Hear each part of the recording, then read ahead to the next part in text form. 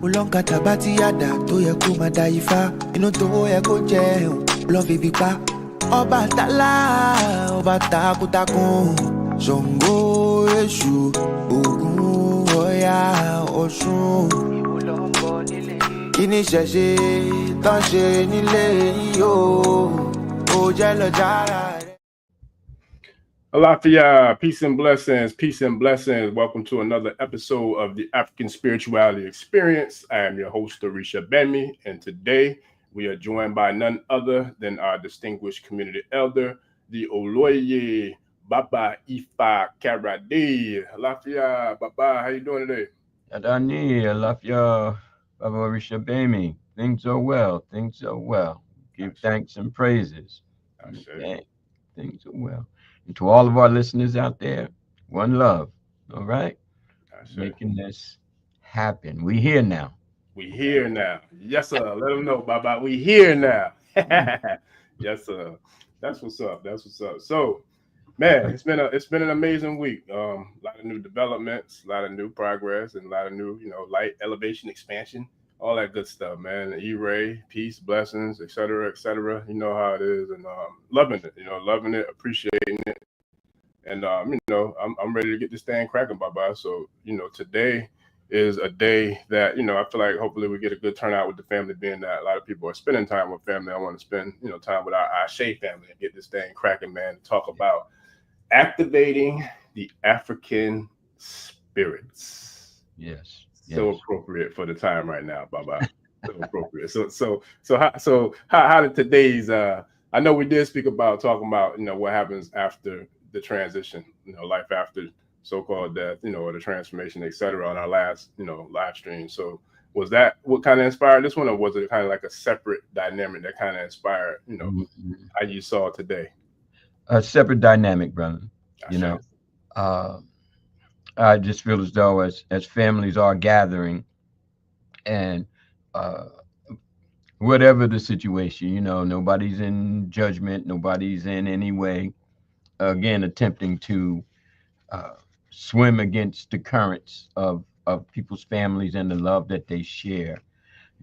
I just felt as though it would be more appropriate to speak of something a little bit more elevating and free from the topic of people passing on. We can deal with that, of course, at a later date. But connectively, when we talk about how we revere those who have passed on, and how we conceptualize the eldership and the afterlife, okay, be they connected, elders pass on, or be they loosely connected, where the young amongst us pass on. It's a deep and very, very, heart-rendering subject, but it is life. So when we're calling upon the grace of and the spirits of, as we do sit with our families, and however we interpret this day, it is a time of gathering, if nothing else, because we have days off of work and days off of school, and cousins come by, and family and friends gather. It's important that not only do we embrace the living, but those whom we revere as dwellers of the spirit world, Ara Orun, those who are in the essence of the heavens. And, primarily I feel as though that is within. Okay. So that's why I kind of stepped on to addressing how we invoke, how we bring about the essence of African spirits. Okay. So first of all, we have to kind of work with what does it mean to bring about the African spirit within African spirituality, within the African spirituality experience. And this, of course, is a primary directive of African spirituality. African spirituality without spirits seems a little empty, to say the least.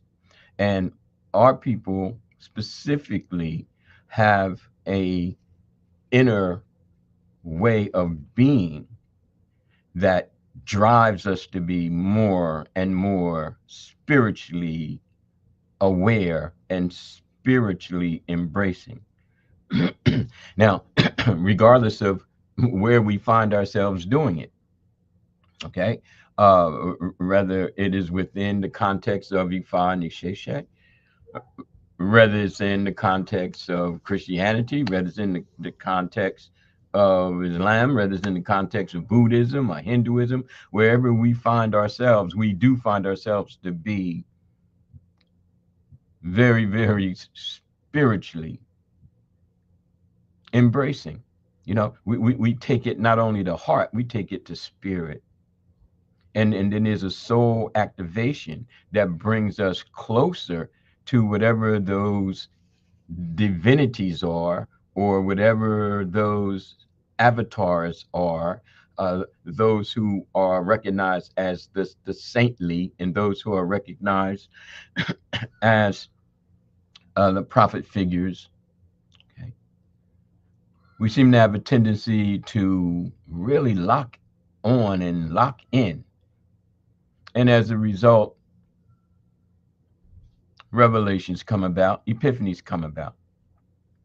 Now, because our focus is on Ifa and Isese, and we are of the African spirituality experience, my focus has to be on activating the African spirituality within the framework of, as loosely as that framework is, within the framework of ourselves as either initiates, or at least those who are interested in Ifa and Isese, and they're Oloye, they're not initiated, but they are interested.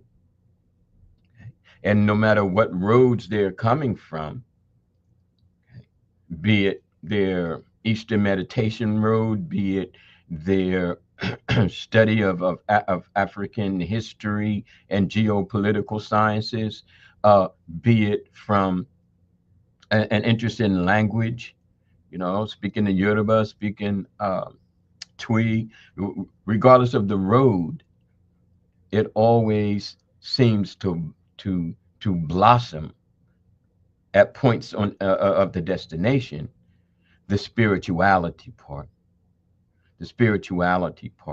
And even though back in the day we were calling it ATRs, African traditional religions, at the core of that was the African spirit, manifested in a myriad of ways.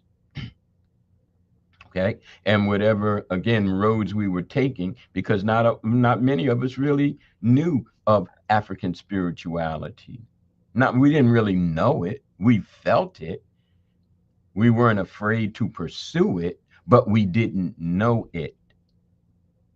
And those of us who have gone through those stages can attest to that fact. We learn more and more about African spirituality as we involve ourselves in African spirituality. You see? And that becomes the driving force throughout the course of our lives to become more spiritual. Not just, I'm spiritual today and that's how I'm going to be. No, if I was kind of resting on how I was 10, 20, 30, 40, 50 years ago, then that would kind of indicate that I haven't grown, that I haven't matured, that I haven't transformed, that I haven't transcended, that I haven't ascended. Because in front of us, needs to be that kind of stair-stepping or tier kind of movement that we might call upliftment, that we might call elevation, in terms of, hey, how am I progressing with this? Am I still being the same way? Am I still thinking the same way? Am I still behaving the same way? Or am I growing? I'm growing. I'm growing. Now, it's one thing to be old or older, or even the oldest, but it's another thing to be matured, balanced, spiritual, patient, absent of cruelty, filled with kindness and love for one's people. You know, what is the ultimate goal of the spiritual path that we're on? And this is where it gets very interesting, my people, because presented before us, okay, or should I just say presented, because I don't want to mix up the word before as in time, but I'm talking what's at the forefront of what we have been raised to see regarding African spirituality, for the most part, hasn't been positive. It hasn't, let's face it, okay? But we're bombarded with it to the point where many of us, unfortunately, submit to it, you know, subconsciously, because of the power of suggestions, you know, and because of, you know, the psychological brain twisting and strangling of the essence of who we are as a people. Okay. Oh, well, if you're into that African stuff, you know, look out, or, you know, they over there playing them drums, and, you know, no telling what's going to happen, you know, with them, you know, but these are all Eurocentric fear barriers, because it's evident that once we empower ourselves, then we begin to revolt against that which lessens ourselves. We begin to revolt against that which holds us at the lowest, the subhuman. We revolt against it, and we're supposed to revolt against it. You know, I mean, really. But see, what we then do spiritually that empowers us mentally, okay, that empowers us in terms of the fortitude and the realization of our capacity, what empowers us in terms of the spiritual essence that we can bring forth, you know, demonized. I can remember back in the day when I had founded the Temple of the Mystic Path, and we're going back to 91 and 92, that, you know, I would have speakers come through, and some of them were, you know, pretty well noted in the area as being Pan-African, you know, Afrocentric, but they couldn't help but to state that they had many misgivings about being involved with anything African spiritual / religious. And I found that very interesting, you know, because for all of the historical and political statements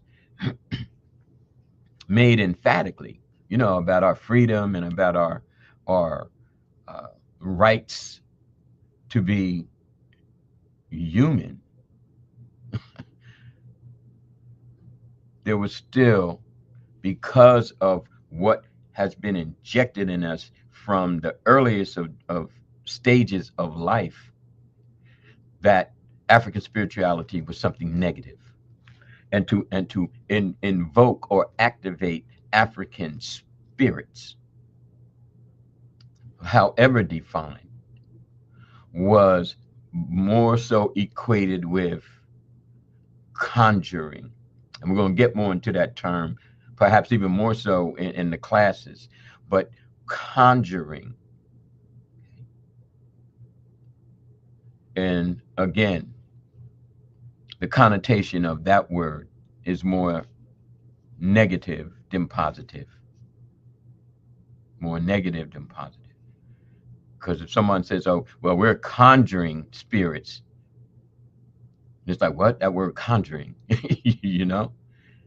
But if I look at that term a little bit more definitively from an Afrocentric place, then it's like, no, there's nothing negative about it. You know, every faith factor, every spiritual path involves itself with conjuring, the bringing forth of that which is of a spiritual realm, that which is from a spiritual dimension, that which is something other than the physical aspect of, dare I say, tangible realities. You see?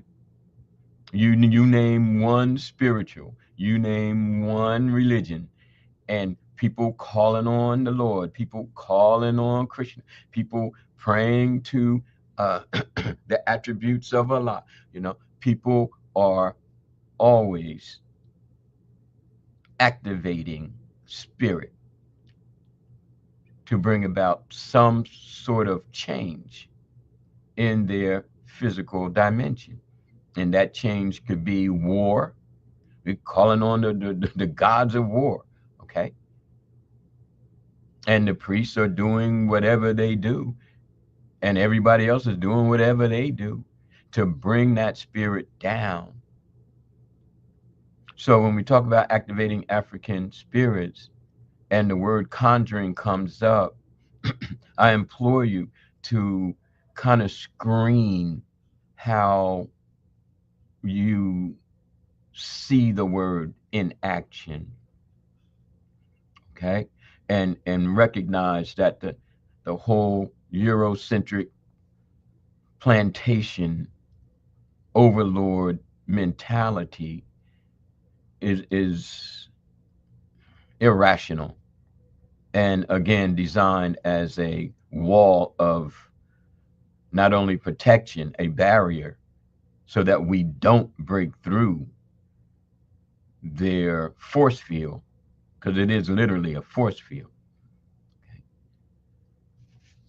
But that we also not strengthen ourselves within ourselves to be independent of them, to be independent of them.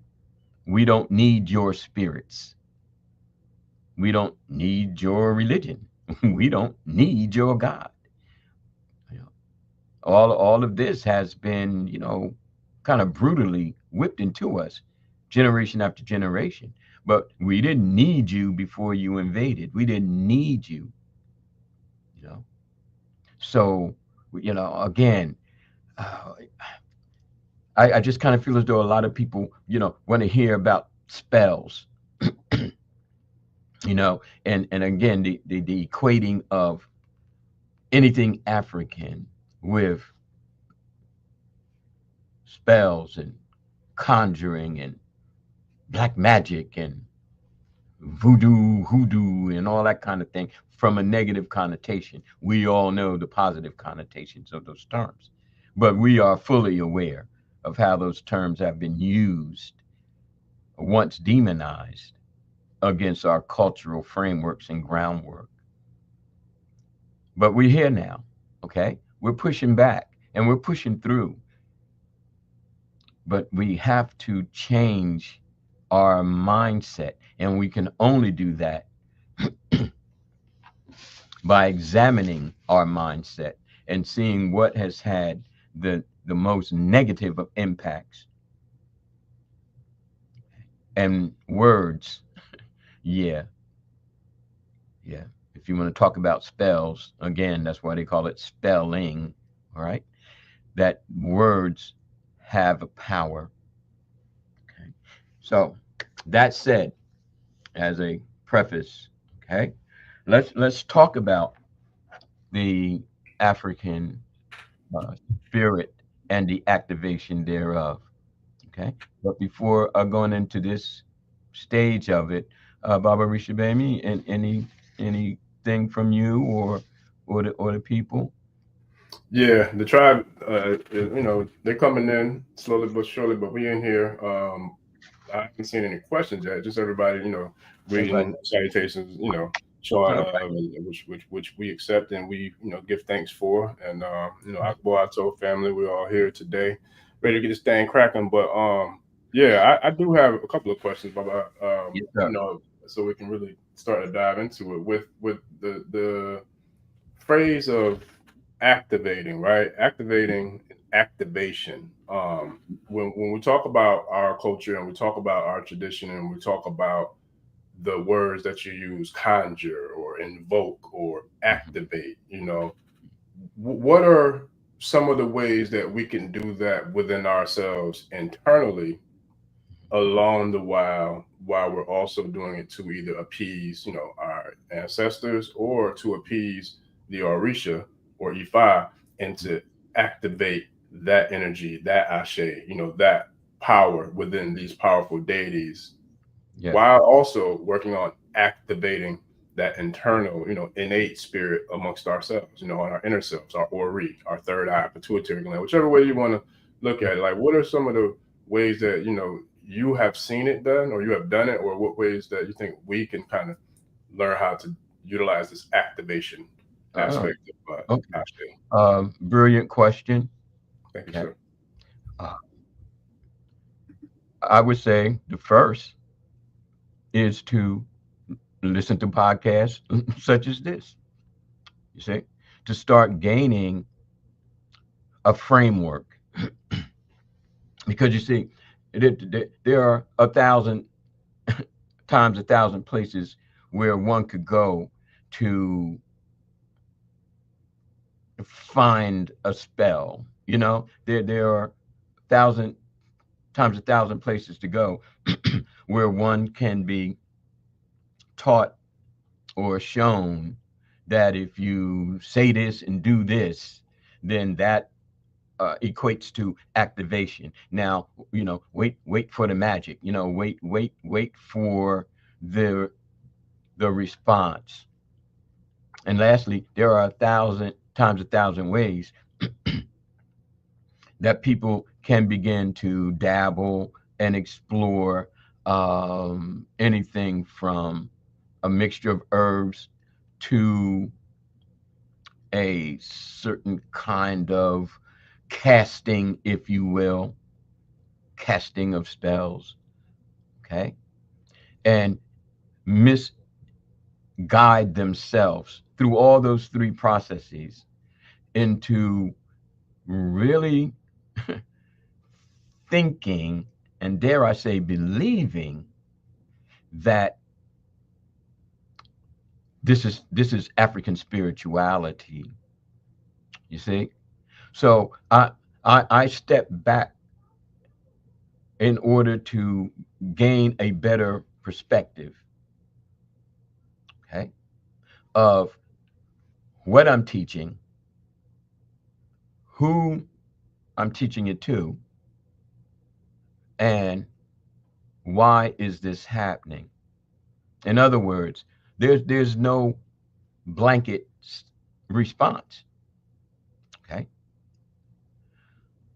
However, there is a progression, there is a time honored and a time relative directive.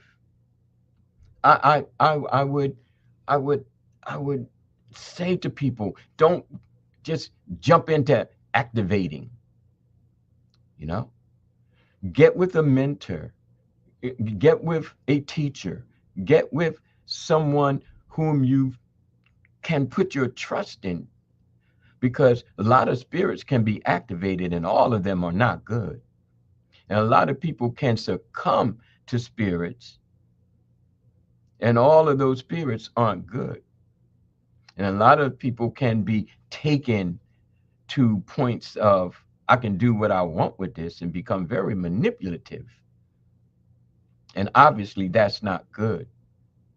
So in answer to your question, my brother, and that is what people can do is sit down and start to learn. Sit down and take it upon themselves to accumulate knowledge and experience. And see, for example, activating African spirituality. Some people might think, okay, we're gonna get down there, and we're gonna learn how to, to bring spirits into it, and we're gonna learn how to, make powerful things happen. And I'm like, not today, not Right. today. What you're gonna learn today is how to get your head right and how to realize what you're up against subconsciously. Mm. So that you don't take all of this that's being offered to you right here, right now, in the way that you have been programmed to take it. The mind has to be clear. The intentions have to be clear. The heart has to be clear. The spirit has to be clear. And that, my brother, that's stage one. That's stage one. So, if we're going to activate the spirit, let's start going in the right direction. That's the first thing. What is our intention? There's no need setting sail and not knowing the destination. Yeah. There's no need setting sail and without making sure that the vessel is sturdy enough to cross the seas, which will be turbulent and which will be fraught with dangers unfathomed. So becoming more spiritual is becoming more focused on the betterment of self and the betterment of the world in accordance to Ifa. Okay. Now, throughout the courses, to include today, I will touch on various ways to rethink and redirect all who are interested in activating African spirituality. Okay. All right. Mm.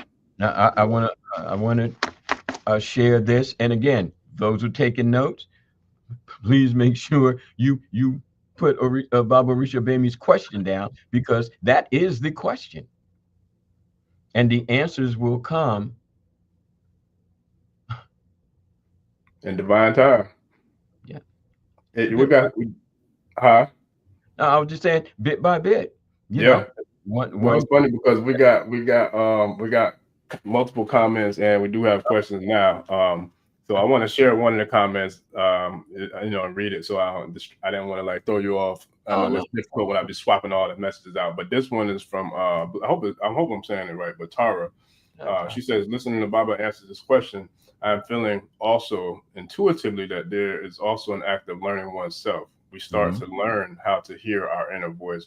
That's powerful, Tara. I was literally just having a conversation about that last night, Baba, about how, just giving thanks and gratitude for being able to tune into the frequency or the channel that I feel like I've been blessed to kind of navigate on, whether it be if it's an ancestral, intelligence or communication, or if it's an Orisha intelligence or communication, Ifa, a cosmic, like frequency, because it's just like a radio station. Each station has a different, channel that it has to be on, and it also is resonating on a different frequency.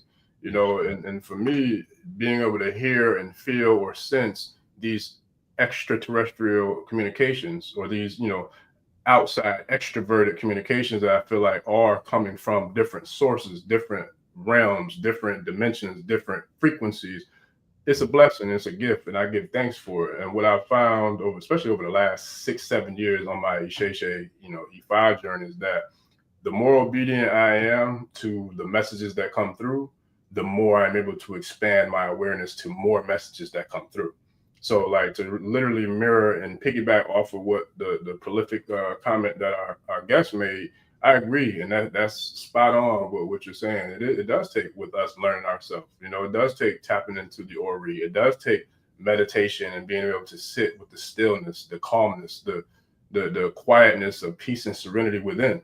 Because the more we do that, the more we're able to, I feel like, listen to, accept, and embrace the power of communication from God. Because, brother, shout out to Ifa Fakbanga, the founder of Isese, Jin, and I've heard it before too, but I know he said it on the show. He's like, when we give offerings and prayers, we're speaking to the deities and the orishas and, the ancestors that go on, etc. But when we go into meditation, we go into solitude, we're able to then listen to the voice of God, listen to the universal prime creator's cosmic delivery of information and downloads to us, during those stages and phases of our life, when we put the time into it. So I wholeheartedly agree with that statement, Baba. What about you?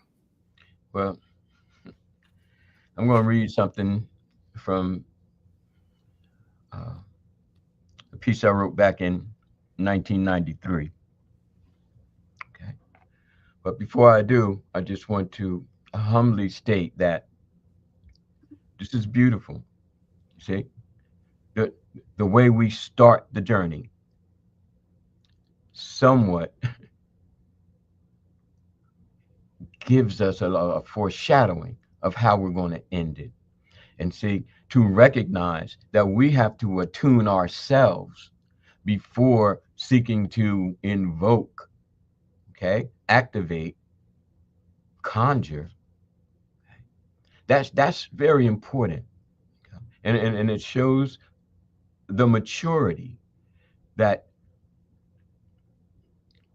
I need to have from people who listen to me, that we need to have from people who listen to us as the Ashe tribe, as the Karade nation. See, we have to pull ourselves together in order to be receptive to those frequencies Baba Risha Bami spoke of. Because those frequencies can be out there, but if the radio broke, if the radio is broken, everything could be trying to tell you to, bring yourself to higher ground. But if, the generator's not working, can't receive messages, garbled, or I've turned it off. I just don't want to hear it because I got other things I want to do right now. You see? So again,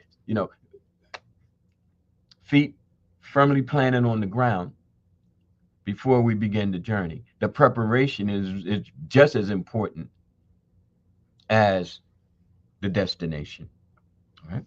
But from 1993, Temple of the Mystic Path, and just bear with me, it's a very short paragraph.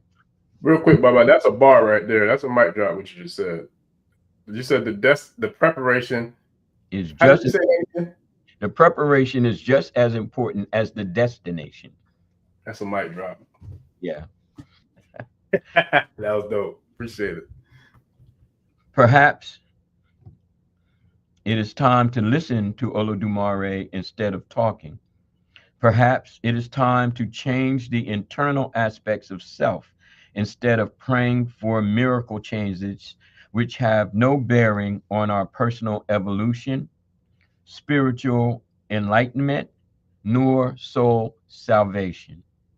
As we come to understand the value of this directive, we begin to understand the meaning of destiny, the meaning of life, and the meaning of being. We become less subject to the material and the superficial.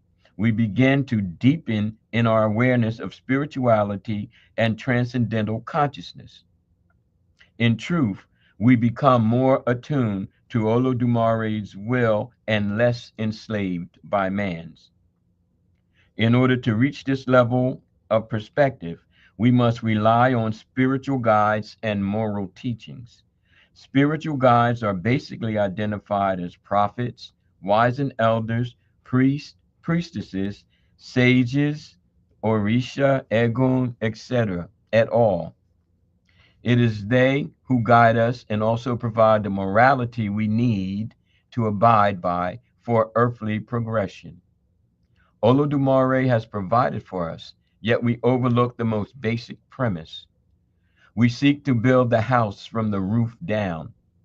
It is important to realize that there too exists the need to be in accord with our spiritual heritage as well as our genetic.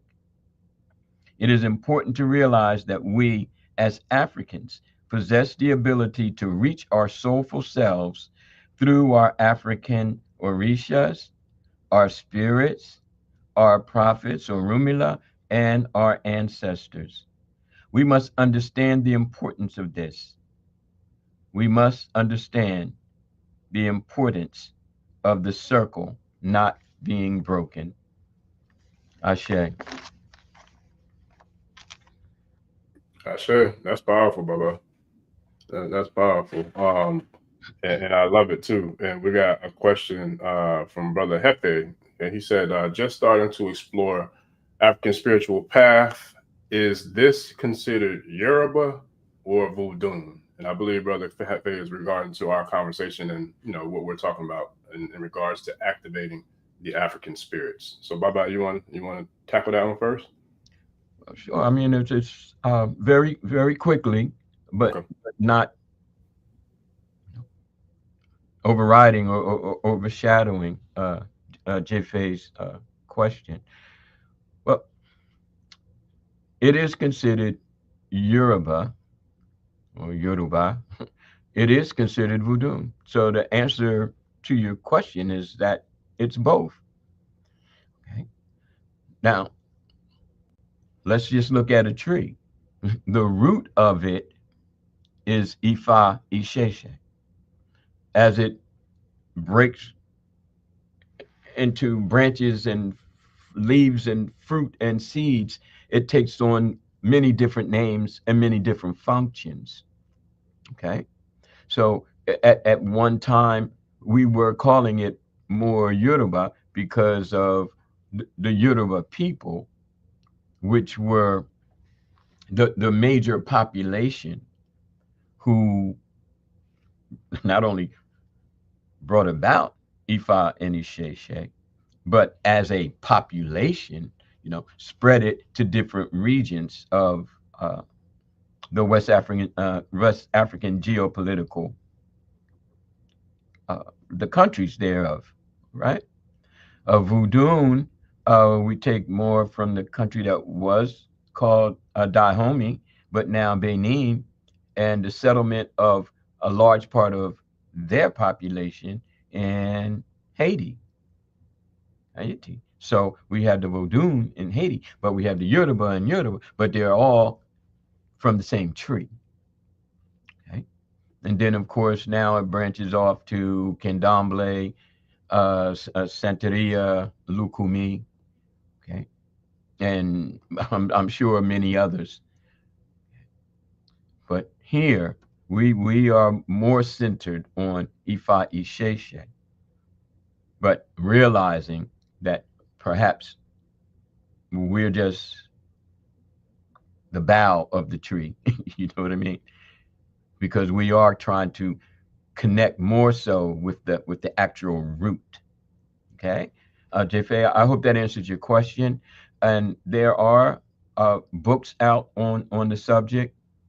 The Handbook of Yoruba Religious Concepts is highly recommended. Okay, as well as others. So start reading and accumulating knowledge and following the podcast and watching how you interpret Okay. And stay in touch with us. Let us know your progress. And we're always here for our people. Right. Okay. So having read that, which, you know, as always, a couple of just I pulled this out and said this would be very, very good.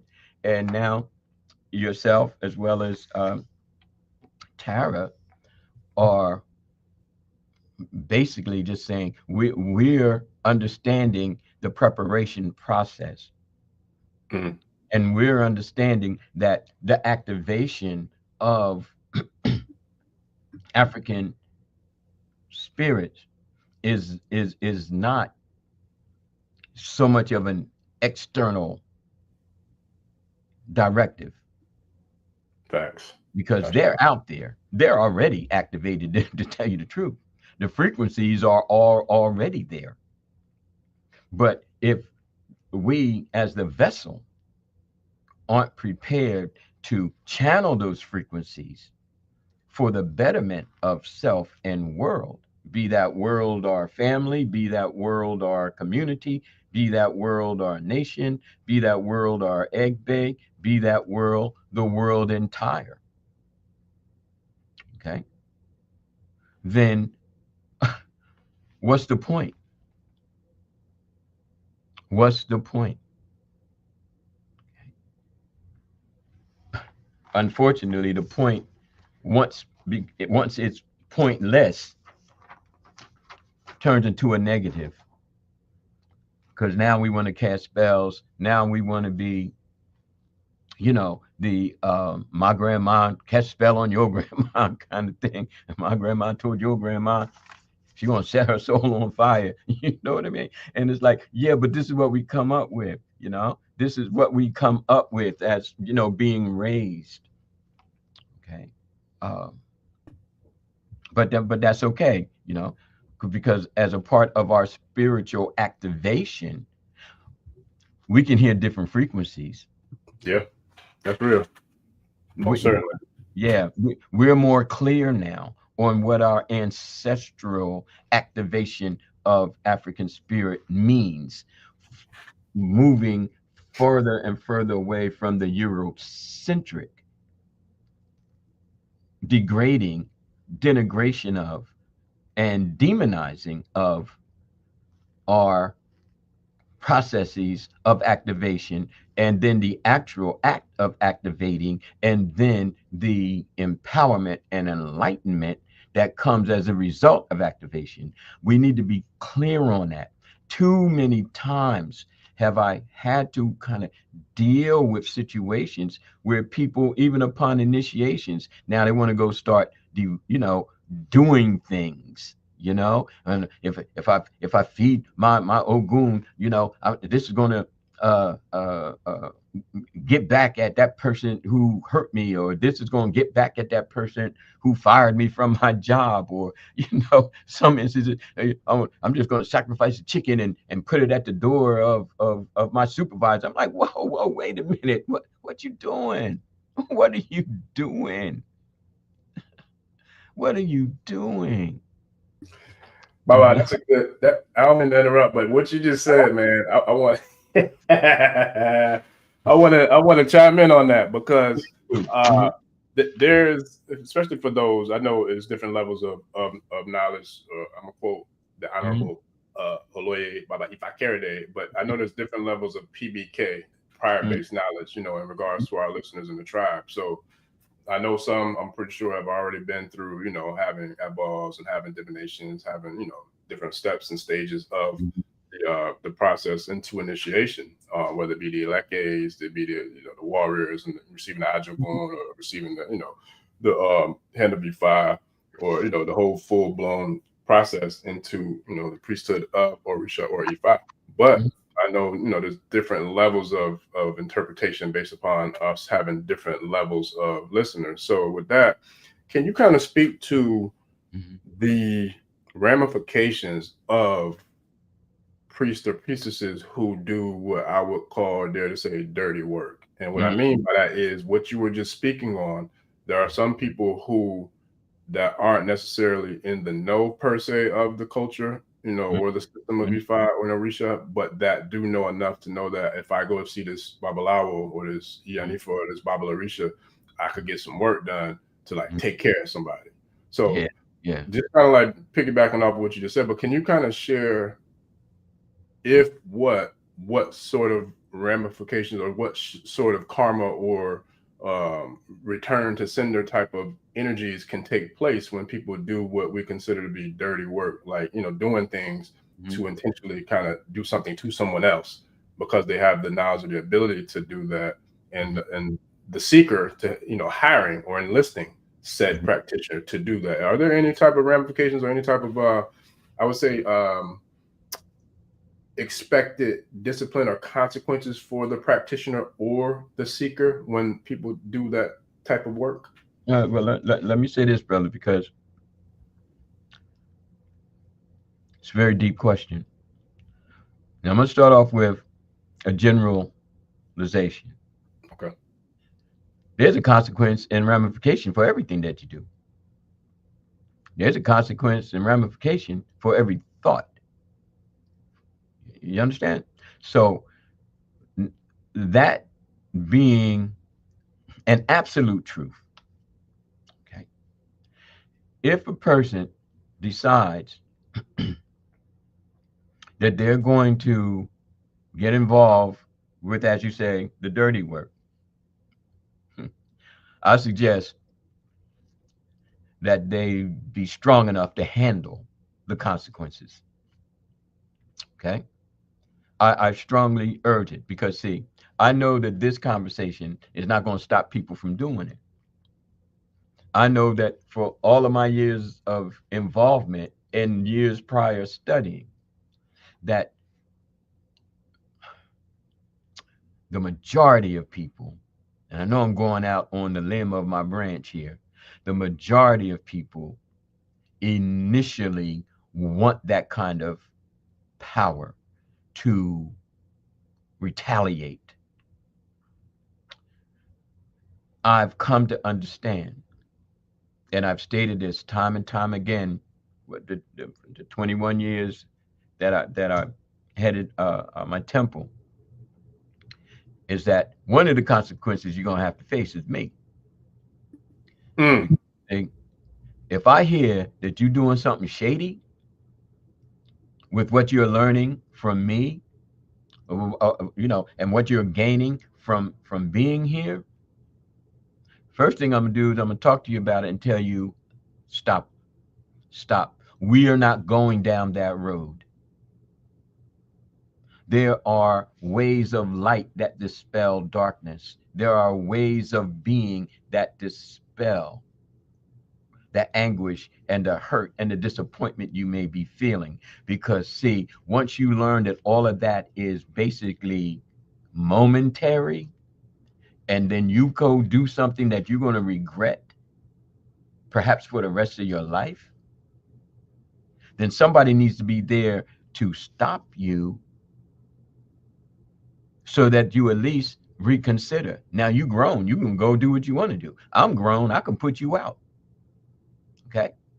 But the whole thing is, yeah, there's going to be a consequence. And that first consequence should be your teacher sharing with you. Okay. The awos sharing with you, the community sharing with you that you getting ready to step in a direction that could not only lead to your downfall, but it will have a rippling effect on everyone that's involved. Everyone that's involved. So that's one of the consequences. Okay. That is a part of the consequences of. Now, granted, two things have to be taken into consideration. The historical. Say we were enslaved. Okay. And these labor camp terrorists are beating us to death, and we have no physical recourse. They have the weaponry. We're in a foreign land. Many of us don't even speak the language. We're first generation across the Atlantic, the Ma'afa. So what else do we have to call on but our spirits, but our Orisha, but our ancestors to come and save us, uplift us from this horror. And if so be it, we have to take up sword and whatever weapons we can steal to bring our freedom back to us internally, then we're going to do it. But see, that's different. And we have to see that as different than my girlfriend left me, so I'm gonna go to the Babalawo and we're gonna do something so her life not gonna be happy. And then if the Babalawo agrees with that, then the consequences fall on his, or the Iyanifa falls on her as well. I refuse it. I refute it. No, it is not a part of the Karade Nation. It is not a part of anybody that I want to deal with. I don't care. I don't care. Because there are stronger ways than, oh well, I went and the Babalawo said that, if I did this and did that, then the person who was well, you know what I mean? Maybe you should have learned to not deal with people like that. What's your problem? And now you want to, get with somebody who can perform some kind of magic to hurt another person. There has to be ramifications for that. There has to be. And again, if you're not strong enough to deal with those ramifications, then uplift yourself. You know what I mean? Uplift yourself. Ask how you can be uplifted from the chaos and the struggle, and not how you can, destroy your enemies. Like I wrote in, I'll say this and then I'll sit back. A Place of Nights, War and Resurrection, when Amina is speaking to Baluku, and she's saying, well, God, why don't you just kill them all? And Baluku's response was, if I kill others in the name of you, and others want me to kill you in the name of them, then there would be, who's going to be left? Because everybody's going to have beef with somebody, and they're going to have beef with you. So now you want me to kill other people who you consider your enemies. But those enemies consider you their enemies, and they will call on me to kill you. And so Baluku was like, I don't want to play. I will have nothing to do with humankind. Work it out. It is endlessly catastrophic. And from where I'm sitting, we are striving to activate our African spirituality to be beyond the chaotic, to be beyond the destructive, to be beyond the child's play and primal natures of dominance and alpha male or alpha female, to the point where it is detrimental to the growth of our Ilays, our Egbays, our nations. So for those new people coming in closing, I would strongly urge, you're grown, I can't tell you what to do, but I can urge you to not go in that direction. And if someone shares with you that you could go in that direction, it's like the young lady goes for a love spell, and the priestess says, well, do this, do that, do this, and give them a sip. Now, I ain't even going to tell you some of the things that I've heard that would go into this ingredient. But you give the man some, put it in his food. You understand what I'm saying? And then when he eats it, he going to fall madly in love with you. Well, I'm just going to cite this one instance. Young lady went and did it. Oh, the spell worked. The spell worked. Next thing you know, they getting married. Okay. The next thing you know, there's domestic violence. The next thing you know, she's in the hospital. The next thing you know, he's in jail. Now, we could call that a consequence, a ramification, but we can also call it common sense, because why you want to bespell somebody or bewitch somebody to do something for you, like you're going to shut your eyes because of your desire and not see the signs that Olodumare has set before you, the ancestors have set before you. It's like, nah, maybe, baby girl, you shouldn't be getting with this because you don't see it right now. You're not hearing. You're not listening. You just want to do what you want to do. You see? And so now there's the consequences. And they had a baby. So now the baby has got to suffer the consequences and the ramifications of somebody who wants to get something done to get what they want without checking, without listening to that baby inside their ear. You see? They're not exercising their adult sense. Hopefully I answered your question, brother. I believe so. I do have another one, and this is from Hefe as well. And he said that hopefully I'm not bothering too much, but I got two quick questions. Not knocking it, but is animal sacrifice required in this religion? And also, is someone who is mixed like myself from Latin America and Caribbean could practice this? Yeah, well, Hefe, Baba, I'll jump in real quick for that one.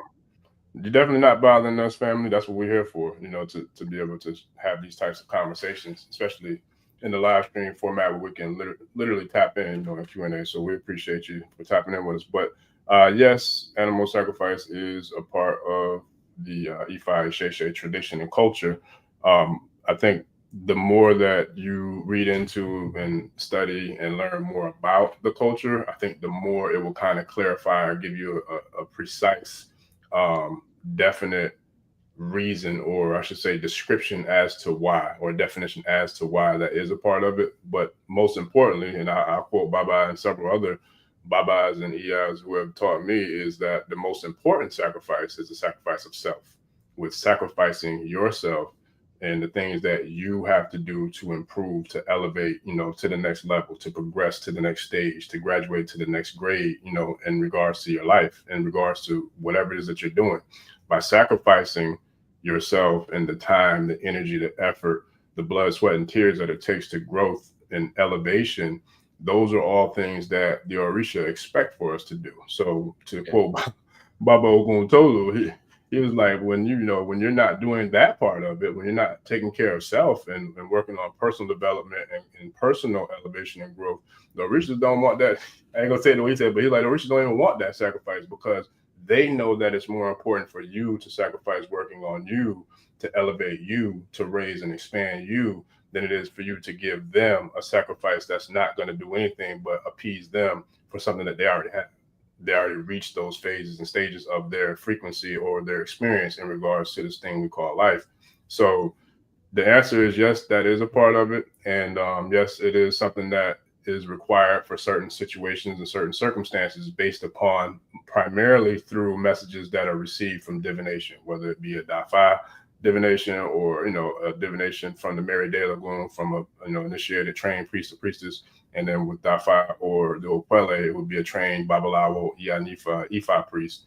And then also there's other ways that devotees can do on a more basic scale of OB divination, which is 5, yes, no answers. You can get 5 different types of responses from those types of divinations. But with all that being said, it is a part of the culture, and it also is able to be practiced by pretty much anybody. There's been Oyimbos, as Baba would say, who have been initiated into this faith system. But I think the most important thing is to, figure out and do your own due diligence and research and see if it really resonates with you to go to the next phase and next level.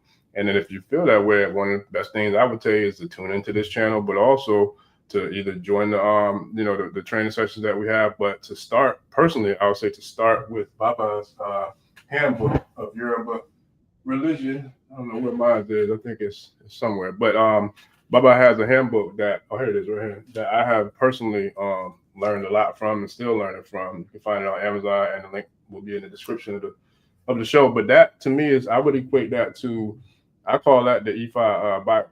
That's, and not to disrespect Baba's work by calling it a Bible, but Baba, you know what I'm saying when I say that, because I feel like it has so much range and where it starts to where it finishes.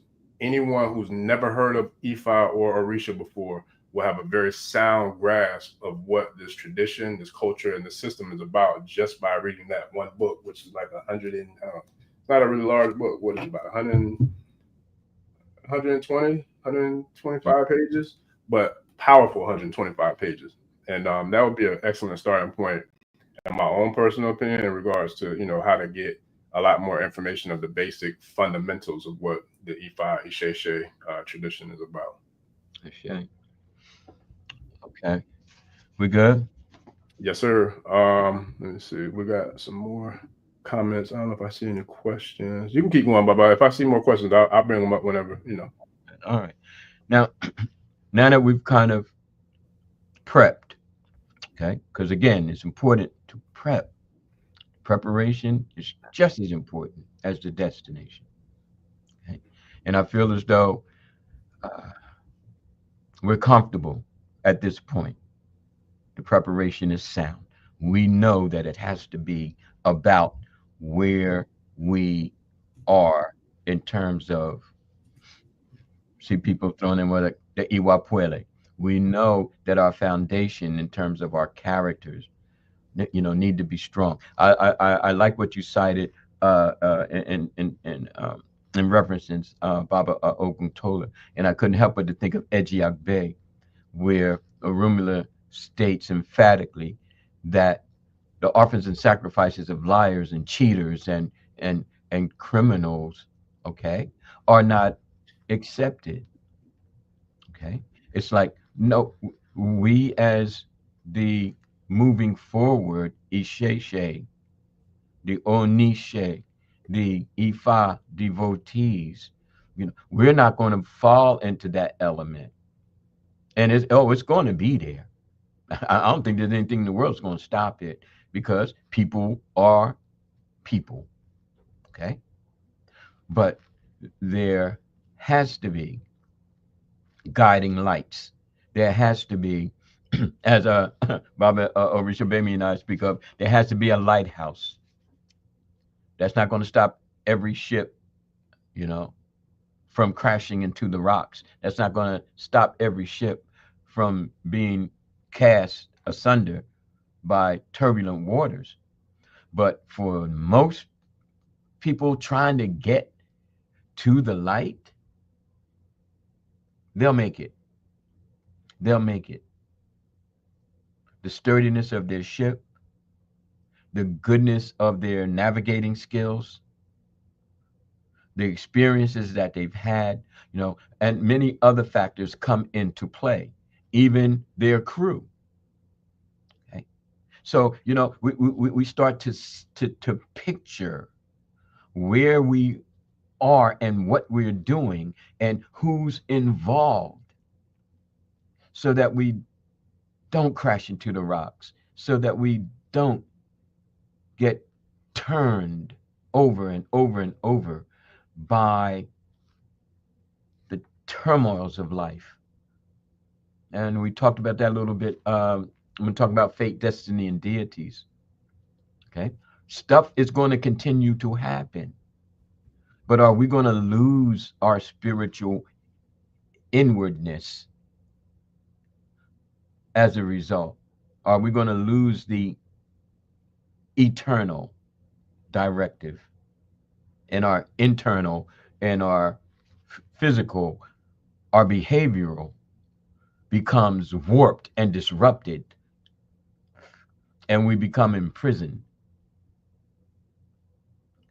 in the most harsh sense of the word and in the most subtle sense of the word. Okay. And this leads to Oriode, Orisheshe. I don't want my inner head to mess up my outer head, my thoughts, my subconsciousness. You know, how's it affecting my behavior? Am I going to run to the Babalawo every time I can't get what I want? Or I'm going to sit and try to figure it out and then just go for assistance? And is that Babalawo or Ianifa or Baba or Larisha going to help me to figure my life out, or just going to keep having me do things, compounding my lack of introspection? So by setting forth on this destination to activate African spirits, are we ready? Iwa Puele, Iwa Lewa, Iwa Laye.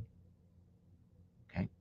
Our character, our oneness with nature, we are nature, and our ability to move forward without regression.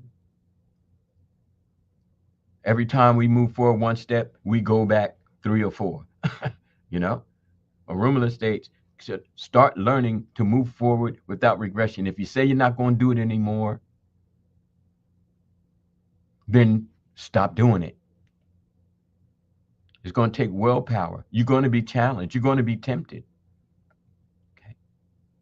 But that could lead to misinterpreting frequencies, misinterpreting directives and directions. So I can't speak on it enough, because it's the core, it's the root, it's the seed of activating African spirits. Now, let's talk about 3 terms. Okay. Let's talk about 3 terms. To invoke. Can you hear me, Baba? I can't address that right now. Got you. Okay. We'll come back to you, Brother Nasu. Yeah, that's my condolences, brother. I definitely, you know, my spirit is with you for sure, man, and my condolences, and we'll definitely come back to it. After the show, after the podcast. Invocation, to invoke. What does it mean to invoke? Okay, and then what does it mean to conjure? Because, you know, we just kind of pulled on that conjure term. But I would say more that we are invoking the African spirits. Their activation is within us. They are ready, but they're continually working on themselves as well. Okay, so the point is, when we make our prayers, when we make our offerings, and when we work at determining the results of prayers and or offerings, we attribute the results to our spirits. Okay. Baba Rishabami? Yes, sir. You want to just give me full screen? Oh, yeah. Yep, my bad. I got you. I'm trying to multitask with this. All right. Thank you. All right. So what does it mean to invoke? Okay. We offer our prayers. We offer our essence. Now, generally, we have to watch the hands.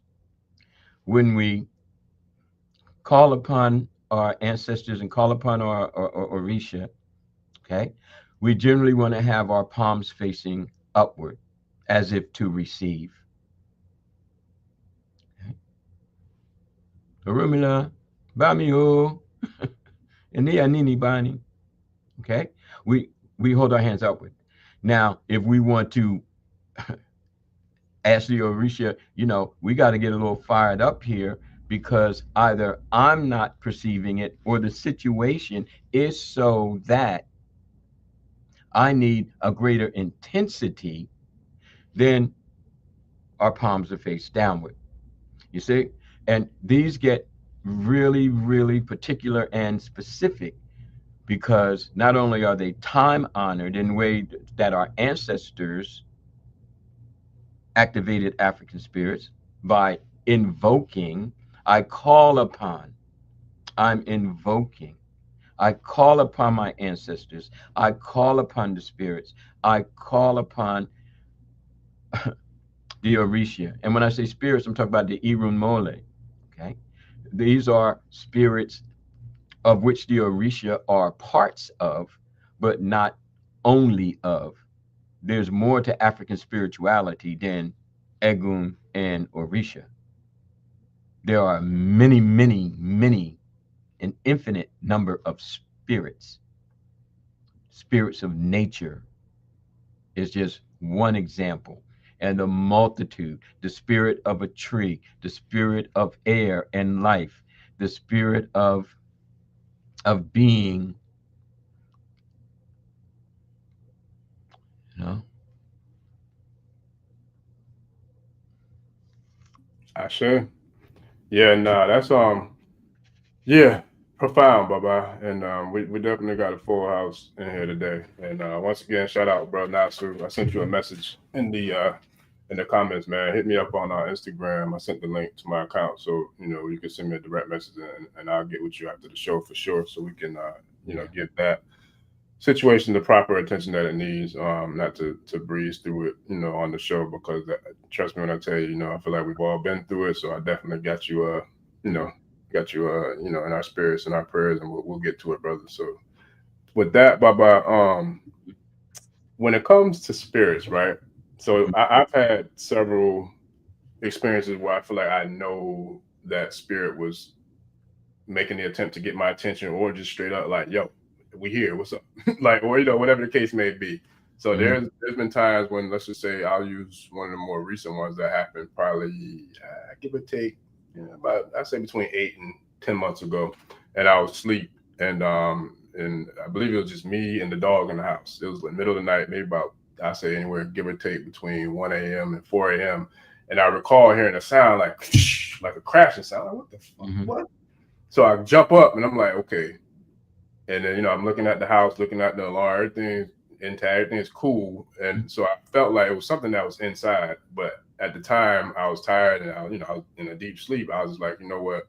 The alarm ain't go off, the dog ain't barking. So I don't got to, go into desert storm mode. So with that, I knew it was something else. So when I woke up the next morning, I looked and it was like a picture frame had fell down on a little kind of like I forgot what you call those stands, like a little table that we have pictures and things, diplomas, things of that nature on it. So anywho, it fell down. Now, mind you, this thing has been sitting there for years. It's got, there's nothing wrong with the stand. It's perfectly fine. But I know for a fact that wasn't a coincidence to me. I felt like it was energy in the house, and it was, moving around. I didn't feel like it was a negative energy. I felt like it might have been, an ancestor or a spirit guide, what have you. But what kind of ways can we detect or maybe get confirmation that spirit is in our presence, or spirit is within the vicinity of where we are, and it's making itself known? Because there's several other things I could share as well from myself or family members that's happened,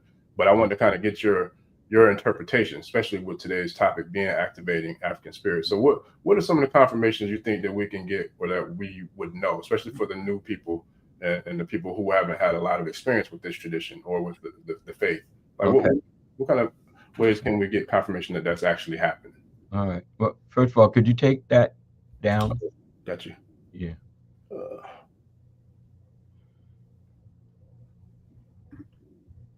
Okay. Okay. Now, what happens here is what happens when we become attuned. Okay. Our levels of perception, okay, not only reach in, but they reach out to the levels of perception of spirits. Irunmole. Okay. Now, there have been times when I could I could smell spirit. It's like I'm not. There's no incense lit. There's nothing. Nobody around. But there's this smell, and I knew whenever I smelled that smell, that something beautiful was going to happen. That something really good for me was going to happen. And no, it wasn't always materialistic. You know, it might have been, just a phone call. Look, I, I knew you were going to call. I knew you had good news for me. I'm happy to hear that such and such happened, and then I started to associate the smell with the good fortune of myself or someone who was close to me. You see? So here we go with the Iramoli, the spirits speaking to those of us who are receptive. Now, when we take it positively, it becomes positively exponential. Okay, like this is great. They're moving through. I feel them. It's okay. And like Tara said, I just feel them, and I go back to sleep because I know everything is all right. But then you have people on the other side who feel frightened, who feel, the frame fell down, or it smells funny in here. Oh Lord, what's going on? Da, da, da, da, da. And they feed into that negativity that disrupts the frequency. And perhaps now that spirit who was moving through with the blessing doesn't move through anymore because fear, or it's a ghost. I've had students as young as 13 years old state, I still hear my grandmother. There are times when I even feel as though I see her. Now, if I were an upstanding, you know, Christian or whatever, it might be, oh, child, you know what I mean? You don't want to get into that. Or some Oyimbo with, these spirit things are, they're no good, But as an Ifa Isese person, I'm like, tell her hello, you know? Say that you remember her. Embrace her spirit because maybe she's coming back every now and then just to check on you, just to see how you're doing. And I say it with a smile. And so then now that person is forming a different way of perceiving spirit. And soon enough, that young person with this type of positive reinforcement will be able to activate that spirit. Will be able to call on, well, Grandma, I don't know what I'm going to do in this situation. You know, I could really use your help right now. And then just take a couple of breaths and wait for the message. You see? So, as we involve ourselves in spirituality, spirits will be activated, whether we invoke them or not. Everybody who feels themselves to be an Oshun isn't because they've been calling on Oshun. It's like Oshun gets coming through. Oshun is Iyami, or Obatala, or Ogun, or Shango, or even the Babalao. That was telling me that Ifa was in me before I even knew what Ifa was or Rumila was. The spirit has already been, the spirits have already been passing through and leaving their residual essence within us. And the more they do it, the more we become like them. That's real, Baba. You know, you remind me of when I was in Ilobu, when I went into Ifa, and we were getting prepared, you know, for day one. And mind you, we had the storms that came, which were powerful. I'll never forget how powerful those storms was, and the time of year that's not normal. That they normally don't get those types of storms, any storms for that matter, in Nigeria in that type of time of the year. But I recall when the Oloye was preparing, you know, everything for us to get ready to go into the Bodu. And he, you know, one of the messages I got was saying that a Rumula said, you should have been here a long time ago. Ifa's been waiting for you. Right. And I'll never forget that, because I'm like, yo, this is powerful. But I remember the very first father I had ever received about maybe 2.5, 3 years prior to that, what the same message came from the Babalawo, who was in Nigeria as well, you know, saying that, you know, but so that was like the confirmation, like that the messages that I received prior to me getting to Ilobu, getting ready to go, you know, to actually meet Ifa, it was like, yo, you're supposed to, we've been waiting for you. So I'm like, yeah, that's powerful. It's profound. It really is. And I can concur. You know, as I've shared, you know, many of times, it was the same for me. And and that's why we're the OGC right now. Okay? Because it's all by, as we say, it's all within divine order. Now the spirit of Ifa, the spirit of Orunmila, is an indication that the Orisha, the prophet figures, the Irumole, have spirits as well. Okay? Because we have to remember that the majority of Orisha, to include Orunmila as a prophet, actually were human beings. And the activation of our spirit Orisha, our spirit Ifa, causes us to wonder if we're not the spirits that are being activated. If we're so moved and so driven by spirits, then are we not also spirits? And then do we not only now have the responsibility to speak to the spirits of others, to guide the spirits of others?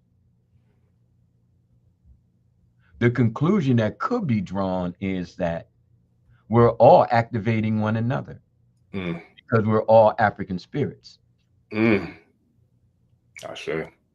powerful. So, Orunmila's probably been passing through me all my life, as with you, but preparing cultural mishaps, historical mishaps had just laid fate upon us that we couldn't go to Tashe and be young Babalaos at 6 and 7 years old because we were dragged across, you know, the Atlantic, trafficked. But that didn't stop the spirit of us. You understand what I'm saying? That didn't stop that spirit. And that spirit keeps coming around and activating us to the level of Orisha, to the level of sons of Orunmila, daughters of Orunmila, Babas and Iyas, Babal Orishas and Iyal Orishas. You see? But we have to be careful in regards to preparation. And now those of us who have arrived, okay, in terms of preparing others to keep us from going over into that side that is harmful, manipulative. And as has been stated to me by madrinas and echoed by padrinos, you know, going through the whole Latin phase is that the syncretism, and that is, well, the African side is the magical side. It's that's when you want to do something, or get something done. Like uh, I responded to a New York Times reporter when some Palo folks have been arrested for digging up graves because they want to use the bones of criminals and people who were, you know, not too cool, okay, to now go out and do nefarious things. So undercover agent got in there, busted him. The reporter came to me and asked what was my take on it because uh, I am scratched, but I don't follow Palo, I follow Bakongo. Like I don't follow Santeria Nukumi, I follow Ifa Isese. And I'm like, no, that's not the majority of our ancestral way. Where there's some people who did that, yeah, just like there's some people, Christians, who do terrible things and Muslims who do terrible things. Come on, we're part of the human family, no matter how raunchy we can get. So let's not overgeneralize here, and let's not be stereotypical. I'm presenting to you that when we kept the bones of our ancestors, it was for divine purposes. It was for connectivity. It was to call upon their spirits through the essence of their bones. I feel it in my bones. Okay. How to navigate best through life, how to do well in life, how to uphold myself. Agbo ato, to be erect, to be straight. So you see, this becomes very important to understand that spirit is moving through us and activating us to become the Obatala priest, to become the Yemoja priestess. We don't even know what's happening, but we know we are spiritually moved. Ancestral spirits, Orisha spirits, Irumole, Ifa, Olodumare, everything is trying to bring us to fruition. But we have to be a part of that process because we can run around fearful, because of what has been planted, the seeds of distrust, demonization, non-Abrahamic is so strong that we're fearful of every little thing that moves, except, whatever the Abrahamics bring. And that's unfortunate. All right. So we invoke, we pray at our shrines. There's a prayerful movement along with pouring libation. E tutu, omi tutu, ile tutu, ona tutu, mojibalo rum, mojibalo fi, mojibalo dumare. Okay, so we pour our libation.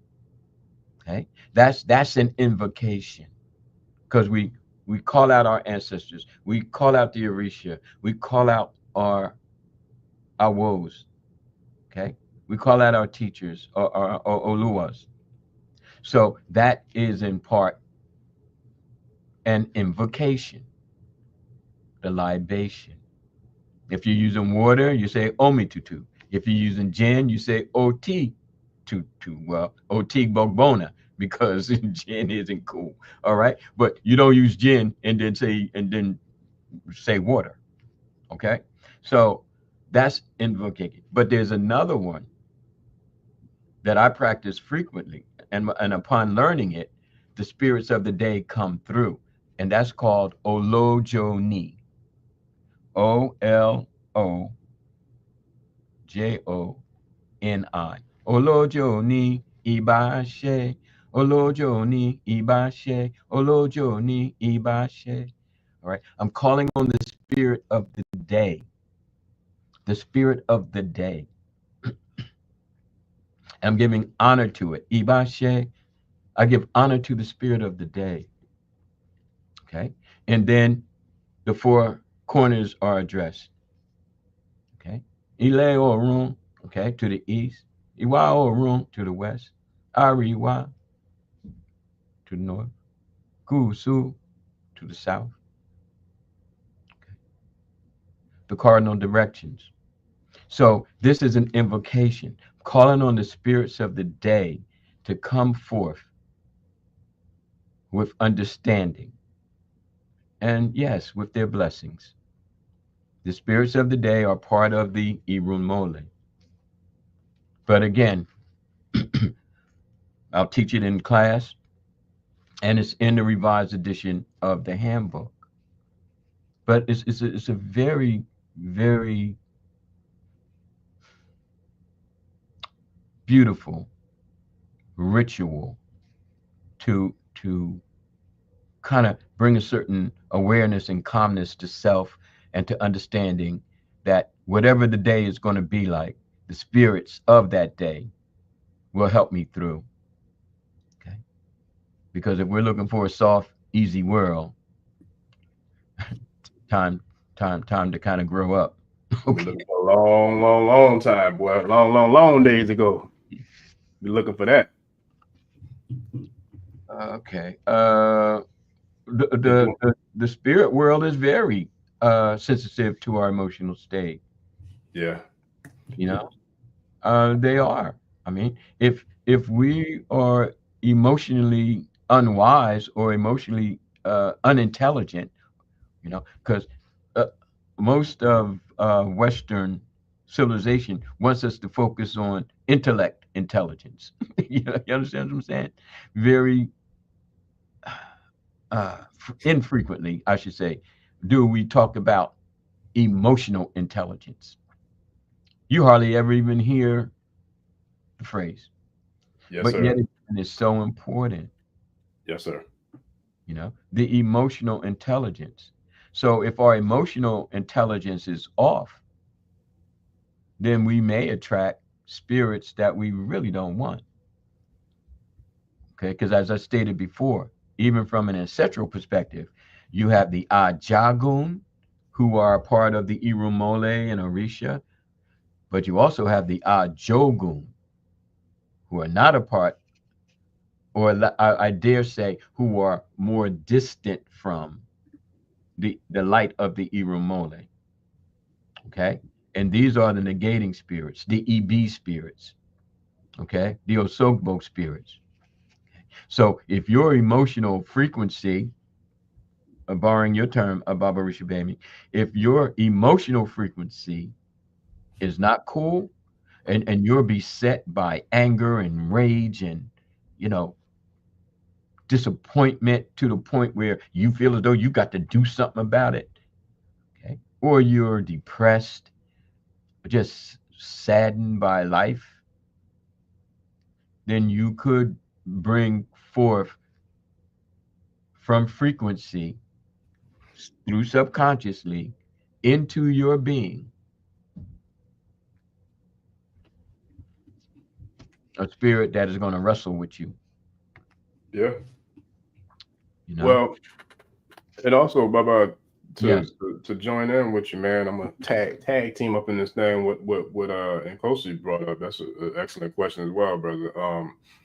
Emotional intelligence is so extremely important. It's not even funny. Like it's like that's one of the most. I feel like on top of like budgeting and learning how to balance the checkbook and pay bills and learn how to build a credit score and credit profile and all these things that real life necessities and tools that our children need to take into the real world. Oh, and let's not forget entrepreneurship training, which that's something I shall be offering as well, because I've been doing that professionally since like 2018, 2019, I think. But with that, Baba, emotional intelligence is so significant in regards to this thing we call life that it baffles me to see that I very rarely ever, if Yeah. ever, heard of a teacher, a principal, hell, even a school board member Right. mention those two words, emotional intelligence. And people like yourself, which I'm sure you've done your fair share of studying and researching and working with it, as well as myself, once I learned about it and learned what it was and how significant it was, I never stopped like studying it and learning it, because according to who you hear in regards to like the experts in the field of emotional intelligence, but some would argue the fact that EQ is what is called abbreviated emotional intelligence is actually more important than IQ in the thing that we call life. Because if you don't know how to handle or manage or control your emotions, it could be catastrophic in regards to how we live our life. Me personally, being someone who was challenged with, I would feel like a low level emotional intelligence because I didn't know how to control my emotions. And let's paraphrase like Baba, emotions, when broken down phonetically, is energy in motion. So Yes. when you combine the two, you have emotion. So if you don't know how to control that energy when it's in motion, it can roll off the rails. You know what I'm saying? Like driving a doggone semi off the side of the cliff, because that's how catastrophic it could be if you don't know how to control it. Well, where the hell was we supposed to learn how to control it when I'm sitting here at 44? And I don't think I ever heard of it, Baba, until I was maybe in my 40s or late 30s before I ever heard of emotional intelligence. Now, okay, Mhm. we good? No, yeah, go ahead, go ahead. I would like to add to where else we don't hear it. We don't hear it in our elays. We don't hear it from our babas and ears. You know what I mean? Yeah, We don't hear it in almost any religious construct. yeah. You know, because it's not about becoming knowledgeable. It's about Mm, becoming a follower. mm, It's about becoming so obedient that you have no will. Everything is God's will. Everything is the will of something else or someone else, but it's never yours. So your emotional intellect doesn't need to be talked about because you don't need to have it. mm. Even your IQ, it is not important. When the last times our preacher asked you, well, what good books have you read lately? Yeah, Yeah, that can part. can we discuss it? At the next service.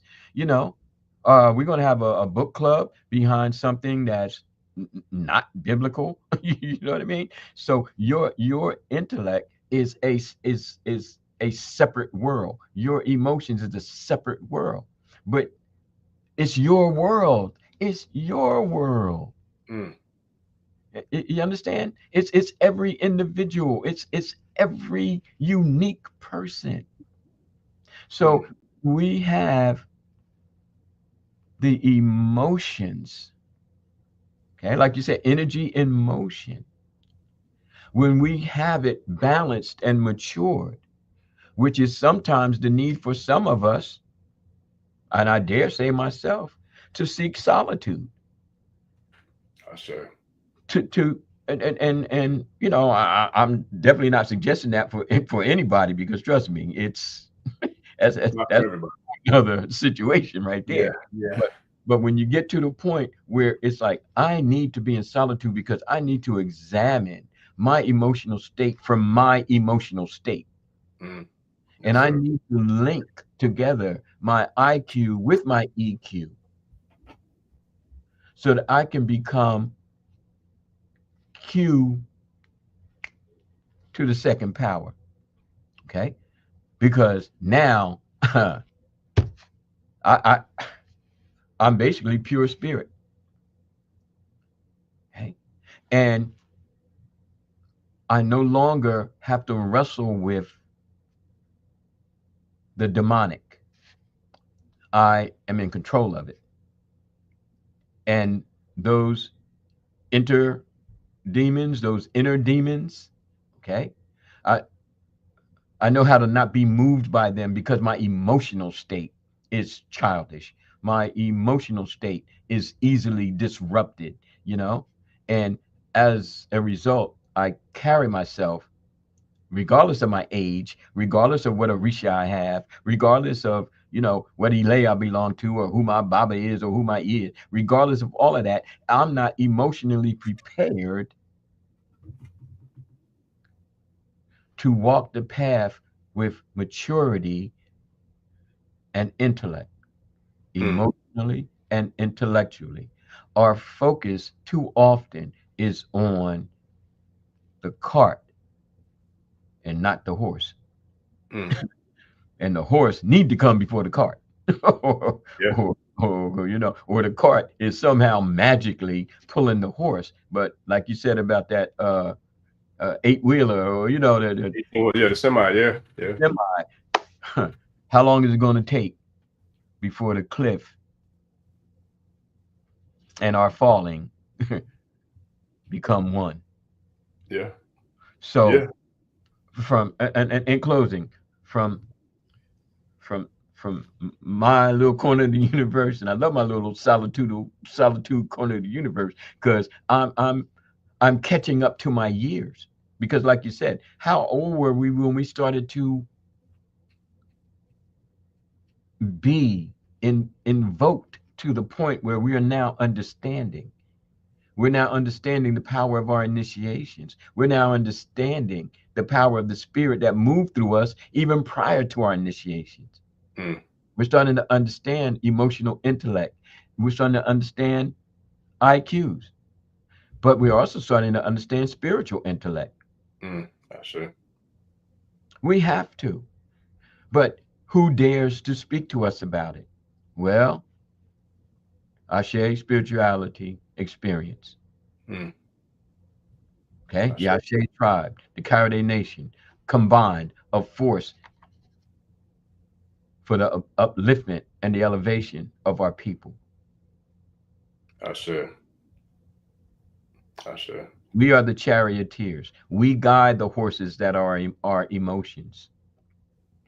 Okay, they shouldn't guide us. You see? Yeah. So after invocation, I have people make offerings, and this kind of goes back to Jfay's question about sacrifices, and your response was, "Phew, yeah, yeah, okay." At times necessary, but we find that in any faith. Don't let these Abrahamics fool you. They are doing animal sacrifices, okay? Okay. And once you study up enough on it, you'll be able to tell when and where. Okay. And dare to say, unfortunately, some cultures may be practicing human sacrifices. Oh, that's a whole nother discussion. That's a whole nother discussion. But, whole nother discussion. Oh, and that comes in many different forms. Yeah. Because just quickly, when the Europeans were invading Mesoamerica, and they were like, "Oh, well, look at these Aztecs. They're sacrificing the humans. They're cutting out their hearts and offering it to their god and all that kind of stuff. Isn't this barbaric? Isn't this terrible?" But yet they come in and kill over 12 million of them. You see, and in the name of their god. So now we have to kind of really peep into, well, if you're killing a human being at your altar, or you're killing them in their homes or on the battlefield, are you not, in the name of your God, sacrificing human beings? Yeah. And some of their gods is the all so-called mighty dollar. Oh yeah, but I mean, it was all about resources, and they didn't go there looking for peace. They went there looking for gold. They made that was straight up. You know what I mean? Same as Haiti, and Haiti as well. Oh yeah, Ghana. Yeah, Ghana. Yeah. Come on, one of the leading gold enriched countries, but yet they only own 2 to 3% of their gold. The Europeans own 98% of Ghana's gold. Yeah. I'm like, wake up, Africa, wake up. May these spirits that move through us be the spirits that take this off of our shoulder and just slam it to the ground. Yeah. Real quick too, Baba, before you dive back into that, I wanted to share something for those who, especially, and shout out to everybody who was on the live. We got a hell of a turnout today. I kind of figured we would, so I appreciate all y'all taking the time to tap in with us. It's definitely appreciated. But with that, Baba, the last episode that we uploaded, which I think just went up yesterday, about the connectivity, healing, energy, and connectivity. Right. That particular show was a show where I know for a fact, me personally, I can only speak on, but I know spirit came in and possessed me, because there were certain levels in that show where even after we finished recording, I was like, yo, bye-bye. I feel like the spirit just came and took over that episode, man, because it was like some of the stuff that was coming through, was profound. And mind you, the premises was, or the core, I feel like majority of the show was centered around the Egungun and the ancestors and Ye or Ya. And connectivity, you know what I mean? And I recall one of the parts where I know spirit was channeling through me was when the thought came as to how I connected with the freedom fighter shrine that I set up, with the energy of, the Honorable El Hajj Malik El Shabazz, Malcolm X, the Honorable, Marcus Mosiah Garvey, Tupac Shakur, Dr. Deborah Blair. And it's like, I recall there was a part when we were talking, you and I were going back and forth talking about, I was like, yeah, it's like the way that we connect with energy is just like how Bluetooth technology connects with the software to the, hardware, etc. Right. But I'm like, yo, and then even if you think about Wi-Fi, like if it wasn't for Wi-Fi connecting with our devices, we wouldn't be on here right now. Yes. That's the same connectivity that we have with energy, with Ashe, and with spirit. Yeah. Now, I want to say that it's all not only very powerful in terms of the positivity, but it's also powerful in terms of what we are sharing with our listeners, what we are sharing with the tribe. Okay. And let's take a little walk on the beach of possession. Okay. Now, granted, during the early days, part of the understanding of being involved in African traditional religions had a lot to do with possession. Okay. Going to Bembe's, okay, traveling around, especially in New York City, all right. All right. But wherever. Okay. And basically for whatever, if you go to an Orisha party, somebody gonna get possessed up in there. Somebody gonna get possessed up in there. Okay.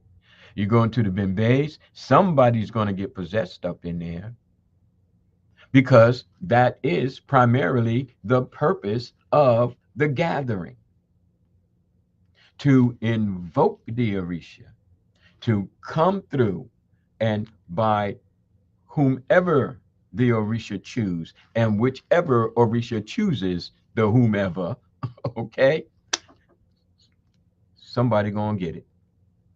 Okay, and they're gonna go around and they're gonna deliver the word. The same thing happens with the Egungun as far as being in Nigeria or Togo or Benin. When the Egungun folks come down and they get possessed, they become the voice of the ancestors. Okay, so they're possessed. The Orisha folks are possessed.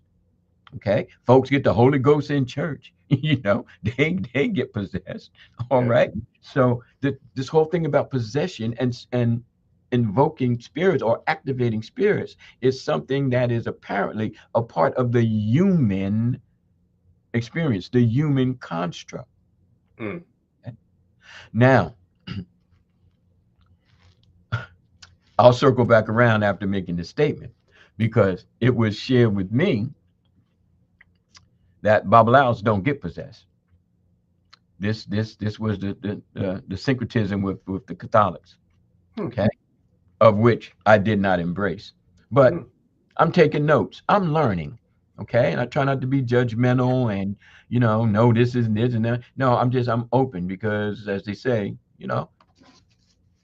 different people have different ways of interpretation. I don't have time to argue about what's all the way right and what's all the way wrong.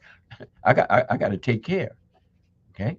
So if Babalawos are not supposed to get possessed, I question, then what happens when they're making prayer to Orunmila, when they're calling on the Odu prior to divination?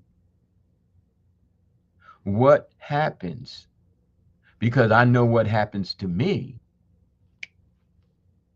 I get it. I get it.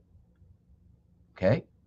And I stated, somewhat emphatically, that I don't feel as though that's true. I feel as though Babalawos not only do get possessed, but should get possessed. Because in that possession, they are free of self aggrandizement. Well, I'm the Babalawo, and you need to do what I say do because I'm the Babalawo. Yeah, really? Okay. They're free from selfishness and manipulative ways because that possession is more pure. That possession weeds out the personality and brings forth the essence of that spirit. And there is a spirit to Orunmila. There is a spirit to Ifa. I don't care what anybody says. I'm a witness. I know it to be a fact. And there are times when it happens, like Baba Risha Bami stated. It just doesn't have to happen because I'm invoking it. It happens because it happens. Because we're now at that frequency. We're at that state where I can feel the spirit. And then I become the spirit. And this is what we have to share with all of our members, all of our listeners, all of we who are leaning our consciousness to this for whatever reason. Some of us probably don't even understand why, but that spirit is moving you. So here we have possession that happens. I remember went to see Sankofa playing at the movies. I came back. I had my ganga then, okay, and I got in front of that ganga, and I was on the floor.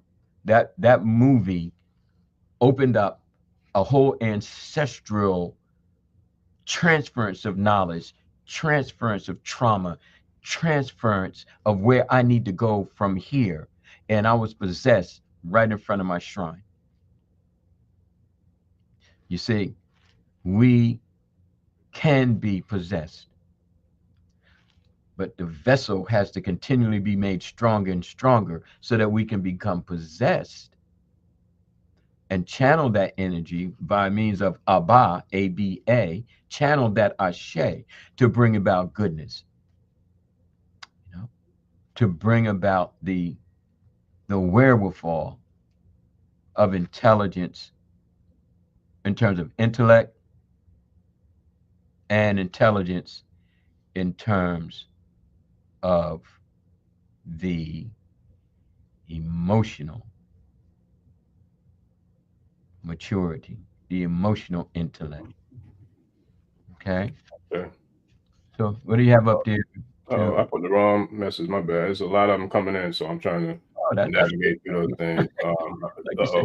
And then they moving, so it's like I meant to put in coaches. I meant to put this up there, but I think somebody might have put another one in there, and then anywho, we got Yeah, it. I But, hear you in person. yeah, and shout out to I think it's hopefully I'm saying it right, Shakita. Yeah, I definitely could help with that. I've personally written 4 books, 1 children's book, and then 3 other books, and then I'll be helping. I have coached and consulted other people with writing books and self-publishing books, and making it happen, whether it's an ebook, digital book, etc. I personally prefer the digital ebook space because it's so much easier for you to create your product or create your project, and then to manage and completely control all aspects of your work. So it's like I would dare to share, like, somebody who I'm a fan of in regards to their hustle and their work ethic and their business acumen is Nipsey Hussle, the late great Ibatanu. But he was a profound proponent of owning your own masters, because that's how the entertainment and the music industry you know, they kind of rape their artists because they have control over their creative rights or creative content and material. So it's like you don't have the same access to leveraging your own personal skill or your own personal creation when other major companies get involved and they want to take a lion's share of your profits. So that's something that I definitely, you know, can help you with. And you know, we'll be sharing workshops and training sessions like that as well. I'll personally be conducting those, and Baba, you know, we're collaborating with the Ifa Isese training sessions as well as we lead into the formation of the institute, which will be launching in the beginning of 2025. So stay connected with us, and we definitely can make that happen for sure. All right. So we moved from the invocation, okay, prayers, possession, divination, okay. All right. The spirit of the Odu comes down, because we have to remember those 16 Odu, they were once the actual disciples of Orunmila. So their spiritual essence is present.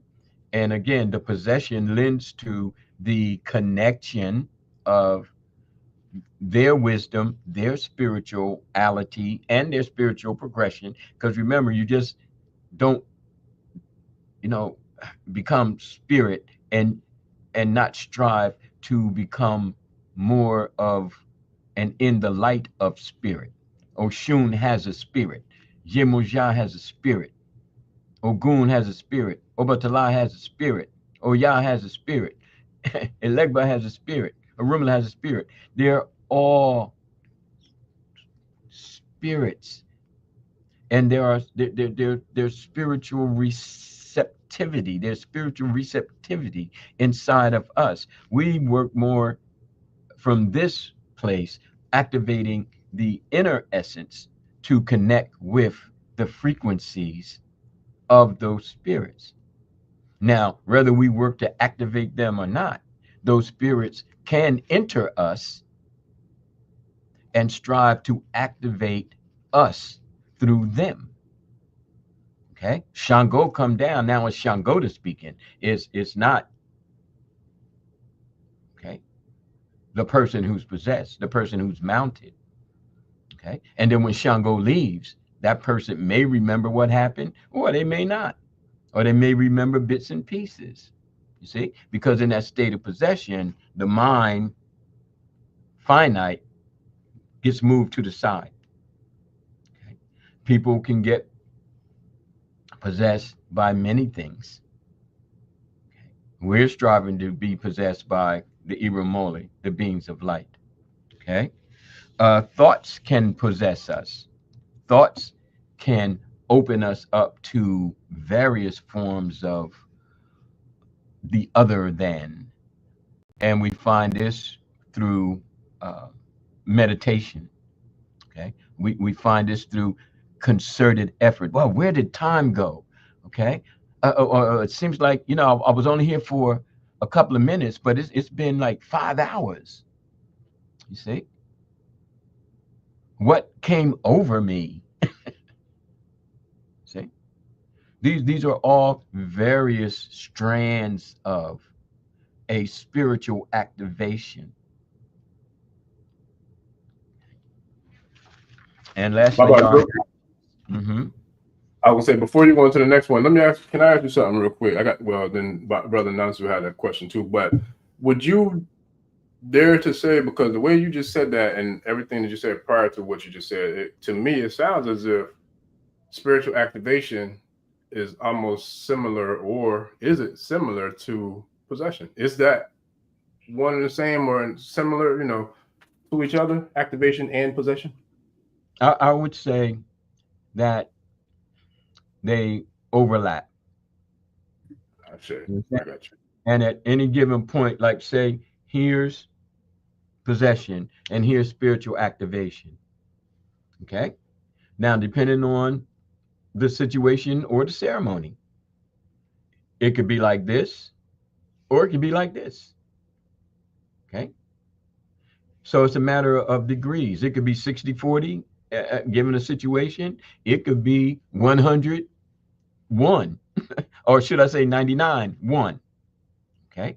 So it's something that can't be like chopped. It's all a part of a continual moving kind of swirling where at any given time and point in situation, one could be a little bit more dominant than the other. But in the next situation, that recessive one is now dominant. It's like they function within the same kind of spirit verse, I got you. you know? Mm-hmm. So if I'm working at getting possessed because I'm drumming, okay?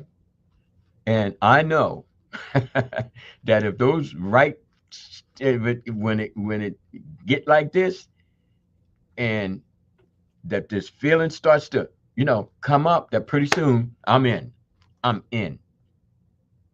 right?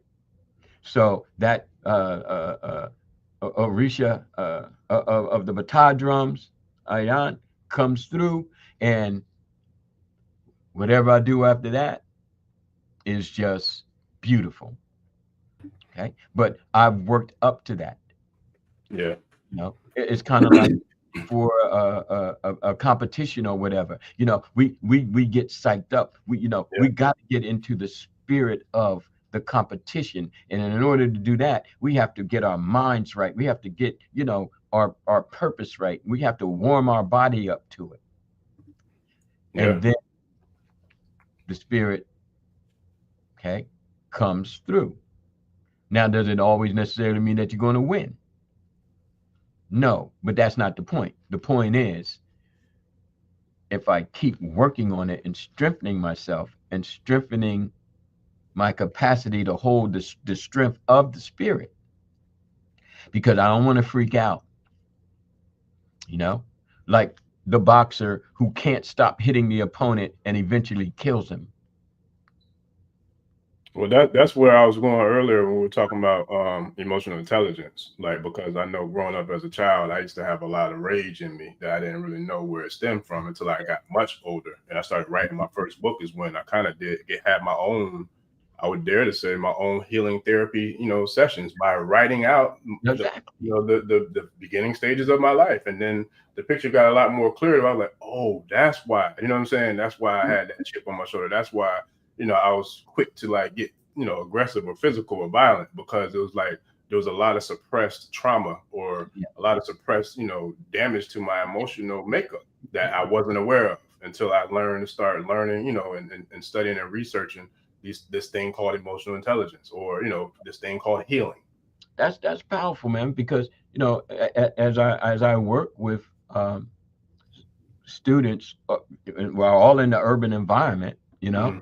and it's rough, but there is a process that's called bibliotherapy that I utilize to help them to recognize their emotional intellect while they're 16, 17, and some of them 18 years old. Yeah. Because again, nobody's discussing it. Right. No.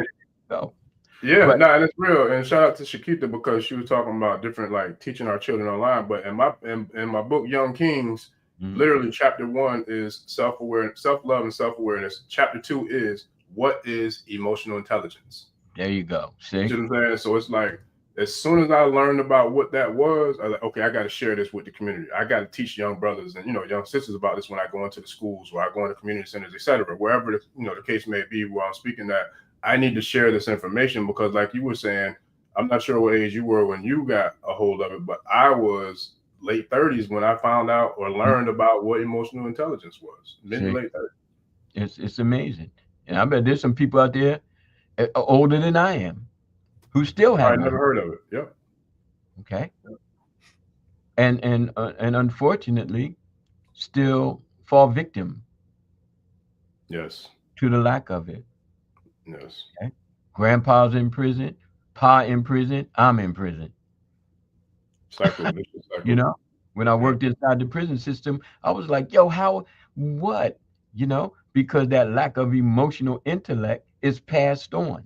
Yes. You can call it a generational curse. You can call it whatever you want, but It's it boils down epigenetics to you have no intelligence.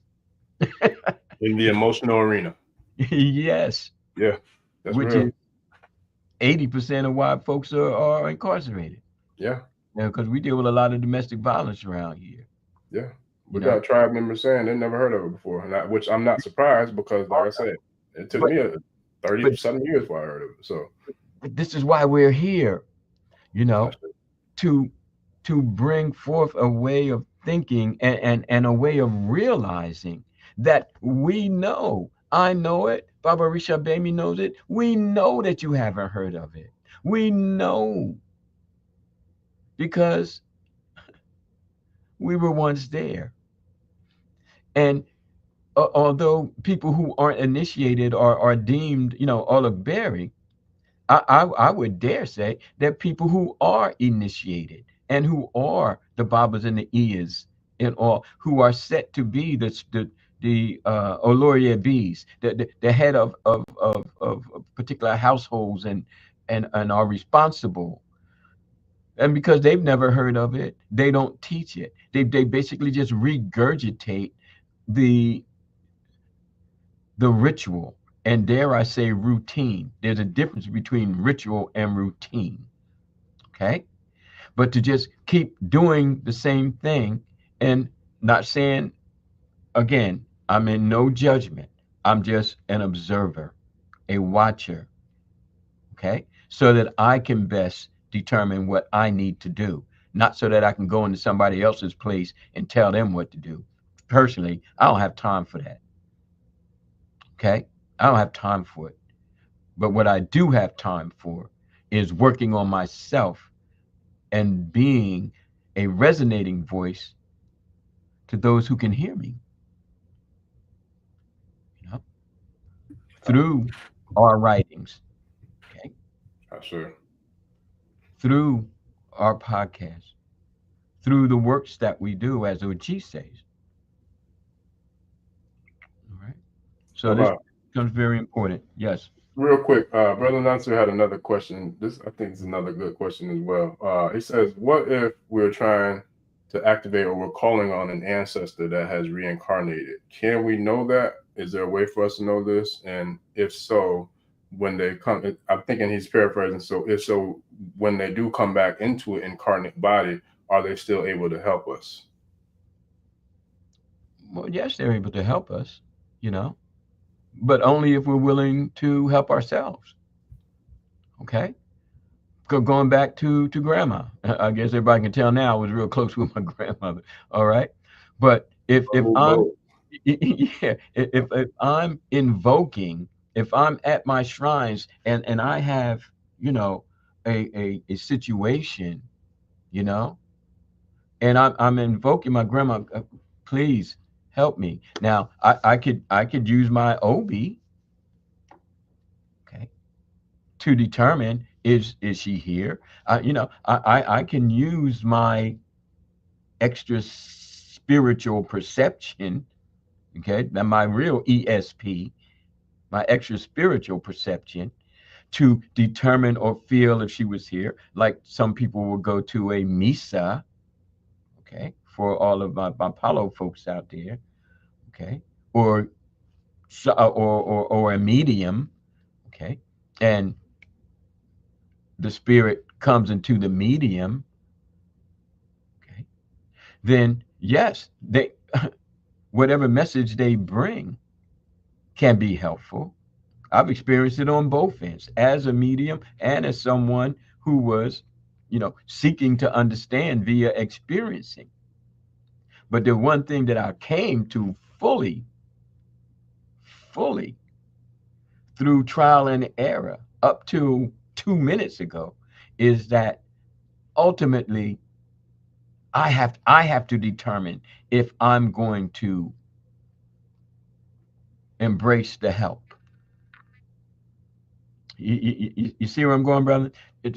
if I'm going to embrace the help, if I'm going to embrace the reincarnation, because in many instances, I found that people don't. Mm.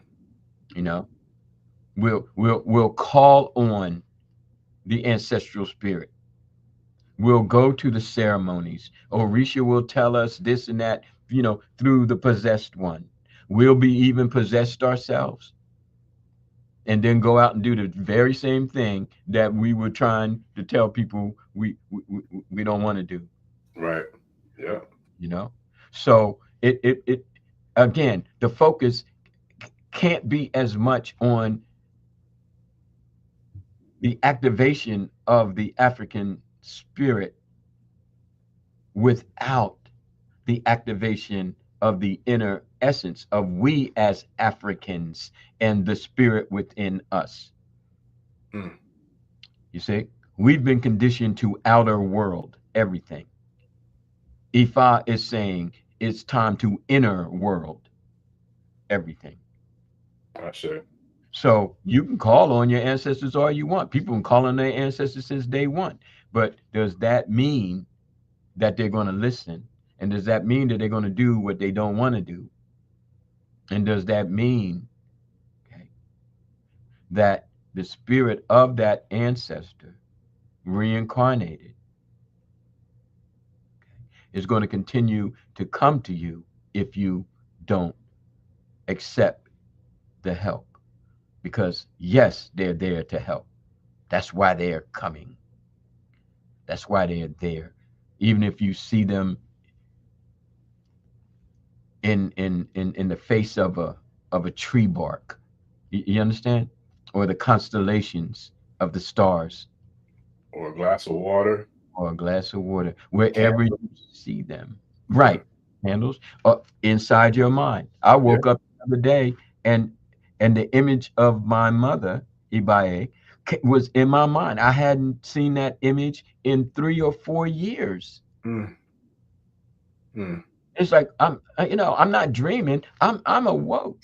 Yeah. I woke up, and her image was so deep in my head, and I was like, "Hey, mom, we had our moments, but one thing I've learned to appreciate you for is that you were overprotective, and I needed it." That sound like me. I'm sure my eyes will say the same about me. Right. And as I've grown to this age, I've come to appreciate it. I've come to appreciate it because it's not a submission to it. It's an understanding that that's how you are as a woman. Because see, when you're a child, you don't look at your mother like a woman. You understand what I'm saying? You haven't had women in your life. You haven't been married. You haven't seen the various ways that women can respond to their children. But then when you narrow that ish down and you start to see through the reincarnation of that ancestral being within yourself, then you start to give thanks that A, you're still here, and B, you're still striving in the best of ways to be the best that you can be. And as importantly, if not even more so, how protective you have to try to be of the young ones who you're responsible for. And so, yeah, that's helpful. That's helpful. Unselfishly helpful, you know, emotional, intellectually helpful, developmental helpful. Because no matter what, she's still my mother, you know? So hopefully that answers your question, brother. Yeah. I sure. Yes, sir. Yeah, I'm trying to keep up with the tribe in the comments, Baba. But yeah, no, it does, man. Huh? They rolling today, huh? And I love it though. Look, that's what we're here for. I got to enlist one of them young teens and put their butt to work and get them in here, doing this because it's an easy way to kind of to get them involved with making it happen, man. So we're gonna definitely make it happen for sure. Okay. Yes, sir. And we got. Let me see. Did you? you? We at 2:14 already. Talking about time flies. Look, yeah, for real. Like we got a lot of comments in there. I'm trying to keep up. I think Chiquita. I'm gonna put the link to the website in the chat. So I'm in the process of rebuilding. I had to switch platforms from Shopify to another platform that I'm using. But I'm gonna put the link to it. It's still under construction, but I'll definitely get that up tomorrow with the link for the books as well. So I appreciate you. We definitely appreciate the support, the love and support for sure. So I'm working on that. You want me to go ahead to the next step? Yes, sir. Yeah, I'm trying to keep up with the. All right, no problem. All right, so we talked about invocation. We talked about prayers, Iwore, the prayers to the various Orisha, prayers to the ancestors, okay, to the Egun. We talked about Olojo Ni, which I feel is very important. Over time, we've talked about Isharo, meditation. We've talked about the inner self. Okay. Yes, Tawe. Yes. To work just as hard on inwardly aligning self as seeking some kind of magical miracle, kind of we gonna do this. When you start to move inwardly, from the inside, which is what Orumila, which is what Ifa, okay, and I would dare say with Orisha and even our own Egun, they will speak to our internal selves. Okay. And that is where we may draw a small, thin line between invoking spirits in order to activate them or conjuring spirits in order to bring about what we want them to do. Okay. And that doesn't mean that it's positive or negative. They're just two sides of an ever spinning coin. But our maturity, our intellect, more so determines the beneficial aspects of activating African spirits. Stepping away from the supernatural. There's nothing supernatural about it. It is purely natural, but it's unconditioned. And that is where we get into Iya Oshun's statement of the unconditional, where people who invoke Oshun or who feel as though the spirit of Oshun is upon them or within them, it's like, well, I'm going to love unconditionally. No, it's not unconditional in respect to allowing anything to happen and taking all kinds of foolishness from anybody at any time. I'm just going to love unconditional. No, unconditioned mind, unconditioned mindset, unconditioned. And when we start to look at how we view our spirituality, are we doing so with an unconditioned mind? Because the conditioned mind is Judeo-Christian Islamic. Got to remember, they're cousins. Okay. So if we're following the Abrahamics, because we've been raised Abrahamics, then our minds are so conditioned. But Ifa Isese is telling us through our possessions and through our invocations of the spirit to come in and free us from a conditioned mind, an imprisoned spirit, a captured soul, then we must become the unconditioned and hence unconditional. I refuse, and I refute, and I refrain from falling into that trap that I've worked so hard to dig myself out of, subconsciously speaking. Okay. So activating African spirit, here we are. Okay. We are the African spirit that we are attempting to activate. Mm. Okay. Looking for everything, looking for love in all the wrong places, looking for power in all the wrong places, looking for magic and mysticism, and oh, the gods are going to do this and blah blah blah blah, and in all the wrong places. Really? Okay. When our maturity and our intellect begin to blossom, we start to see that that's just initial. There are initial stages. And we may have to go through them in order to fully appreciate not being conditioned by them. Okay. Yeah, we got another dope comment that actually two of them. I'll wait for you to finish though, Baba. I want to bring up. Okay. But and this is the last part because problem. it does go now into offerings. Okay.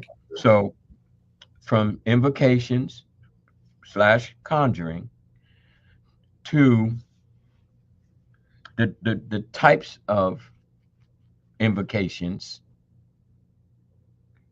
libations, prayers, possessions, divinations, thoughts, okay, and even actions can lead to the activation of African spirits from within and African spirits that have their frequencies all around us.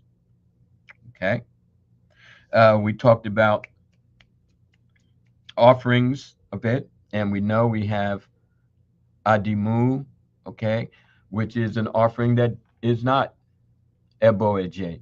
Okay, that there are offerings that can be flowers and bowls of honey and coconuts to Obatala, or snails and snail shells and seashells to Yemoja and Olokun.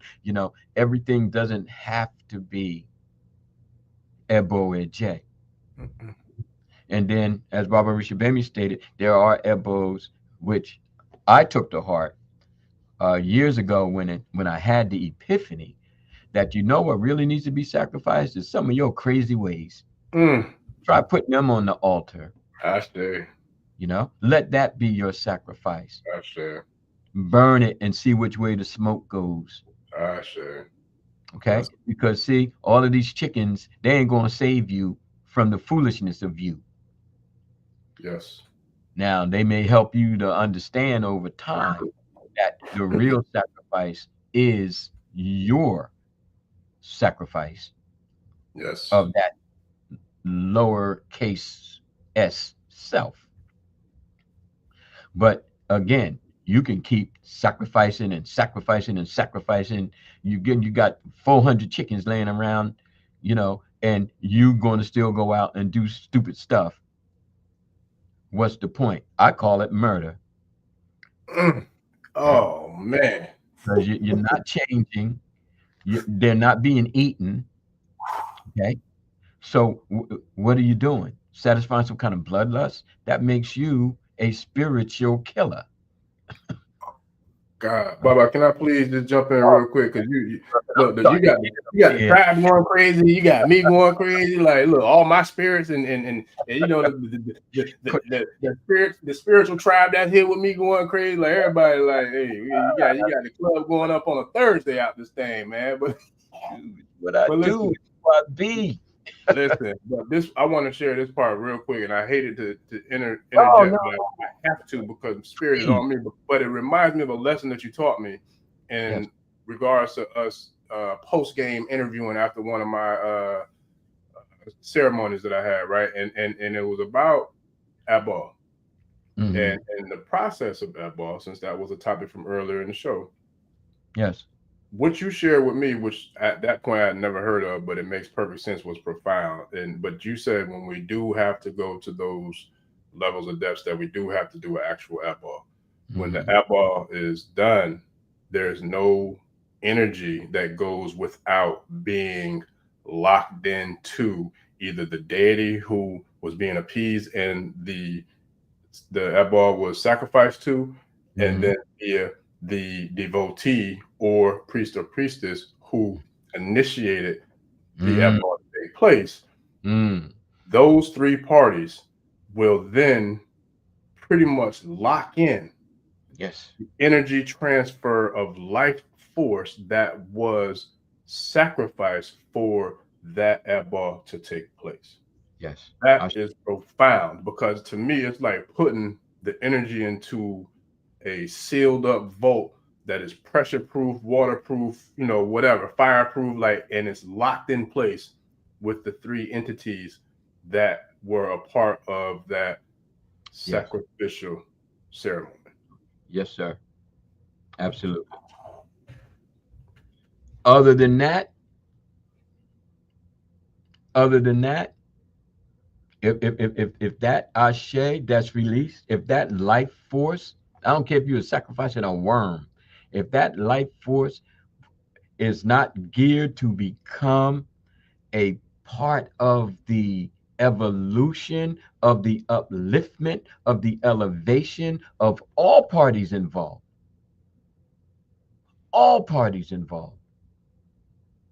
then you what you have is the equivalent of a serial killer, and that is a spiritual killer. Okay, because you are killing the spirit, okay, with bloodlust. You're killing the spirit with a regurgitation, a doing without having knowledge of not only what's being done and how it's being done, which seems to be the emphasis. Oh, well, you have to have your this and you have to have that, and it has to be like this. It has to be like, man, get out of here with all of that. Get out of here with all of that. Because see, you can have all your ducks lined up in a row, but they all going in the wrong direction. You see? So I want to know, and I'm going to find out why it's being done and what really has to be, not should be, but has to be the results. And I don't care if I'm putting down 5 oranges and 5 bowls of honey and 5 yellow candles for Oshun. I need to know how it all circulates so that myself and yourself and the self of everyone I come in contact to is going to be positively influenced and positively directed and positively made to understand that Oshun is unconditioned, and therefore we must strive to be unconditional. That is the spirit of Oshun that speaks through me. See? I sure. Yeah, but this has been you got more, Baba? I ain't mean to interrupt. I'm just like, I'm echoing the comments. Like, look, I'm possessed. yes, sir.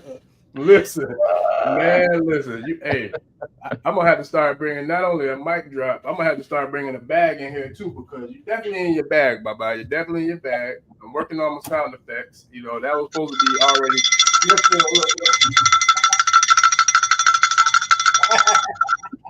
Obatala.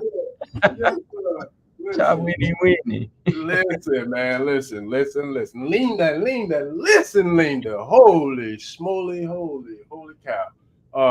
Yeah, so you in your bag, Baba. You in your bag for real, man. That was powerful. It was profound. Like, I'm telling you, the tribe going crazy in the comments. Crazy. All right, well, mind you, we 2.5 hours in and we still got a full house, man. We still got a full house. So it's going down on Thursday in these Ashe streets, man. It's going down on Thursday in these Ashe streets. Yes, sir. But yeah, that was profound, Baba. That was profound. There's so many different places I can go with that, because it really boils down to, I feel like, the things that you and I communicate about, amongst ourselves off air, or just in the game plan and the strategy, to strategize, all the things that we do to breathe life into Ashe, such as Ashe breathes life back into us. Because to me, I look at it like the lungs expanding and contracting. You know what I mean? I feel like when we're putting out the energy in the Ashe that we're pouring into the tribe and the universe, it's like the lungs are expanding. But then when we come in and contract, it's like the tribe is now pushing them, you know, CPR and blowing that breath of spirit and life back into us, because we gotta, now we regenerate and we ready to go back again. And so for like, I love the Black Panther movie in so many different ways, because there's so many different metaphysical, powerful attributes and lessons to, I feel like, a cosmic order of life in that movie. So to me, it's almost like the suit. When T'Challa puts on the suit before he's ready to go in, he puts on that new suit that his sister made for him. And it's like the suit can absorb gunfire, all kind of stuff, like a lot of attacks, like, you know, it can absorb it. And then what it does is not only does it absorb it, but it takes it in like a sponge does water and it holds it in there until he's ready to then release it and project it back out. And I feel like that's what you be doing, like what we got going on here, man. Like you take all the feedback, the comments, you know what I mean, like everything, and just absorb it, and then send it right back out, you know, in a Ashe filled blast of energy, you know, and enlightenment and empowerment and Ashe, and it's beautiful. You know, I love it. Tribe love it. Like, yeah, this has been special for sure. Ashe. Ashe. Yes, sir. So with that, and Cozy said, "Uh-oh." He said, Baba shot the cruise missile. Yes, sir. And Cozy, listen. He dropping bombs at the bombs over. Yeah, he dropping bombs.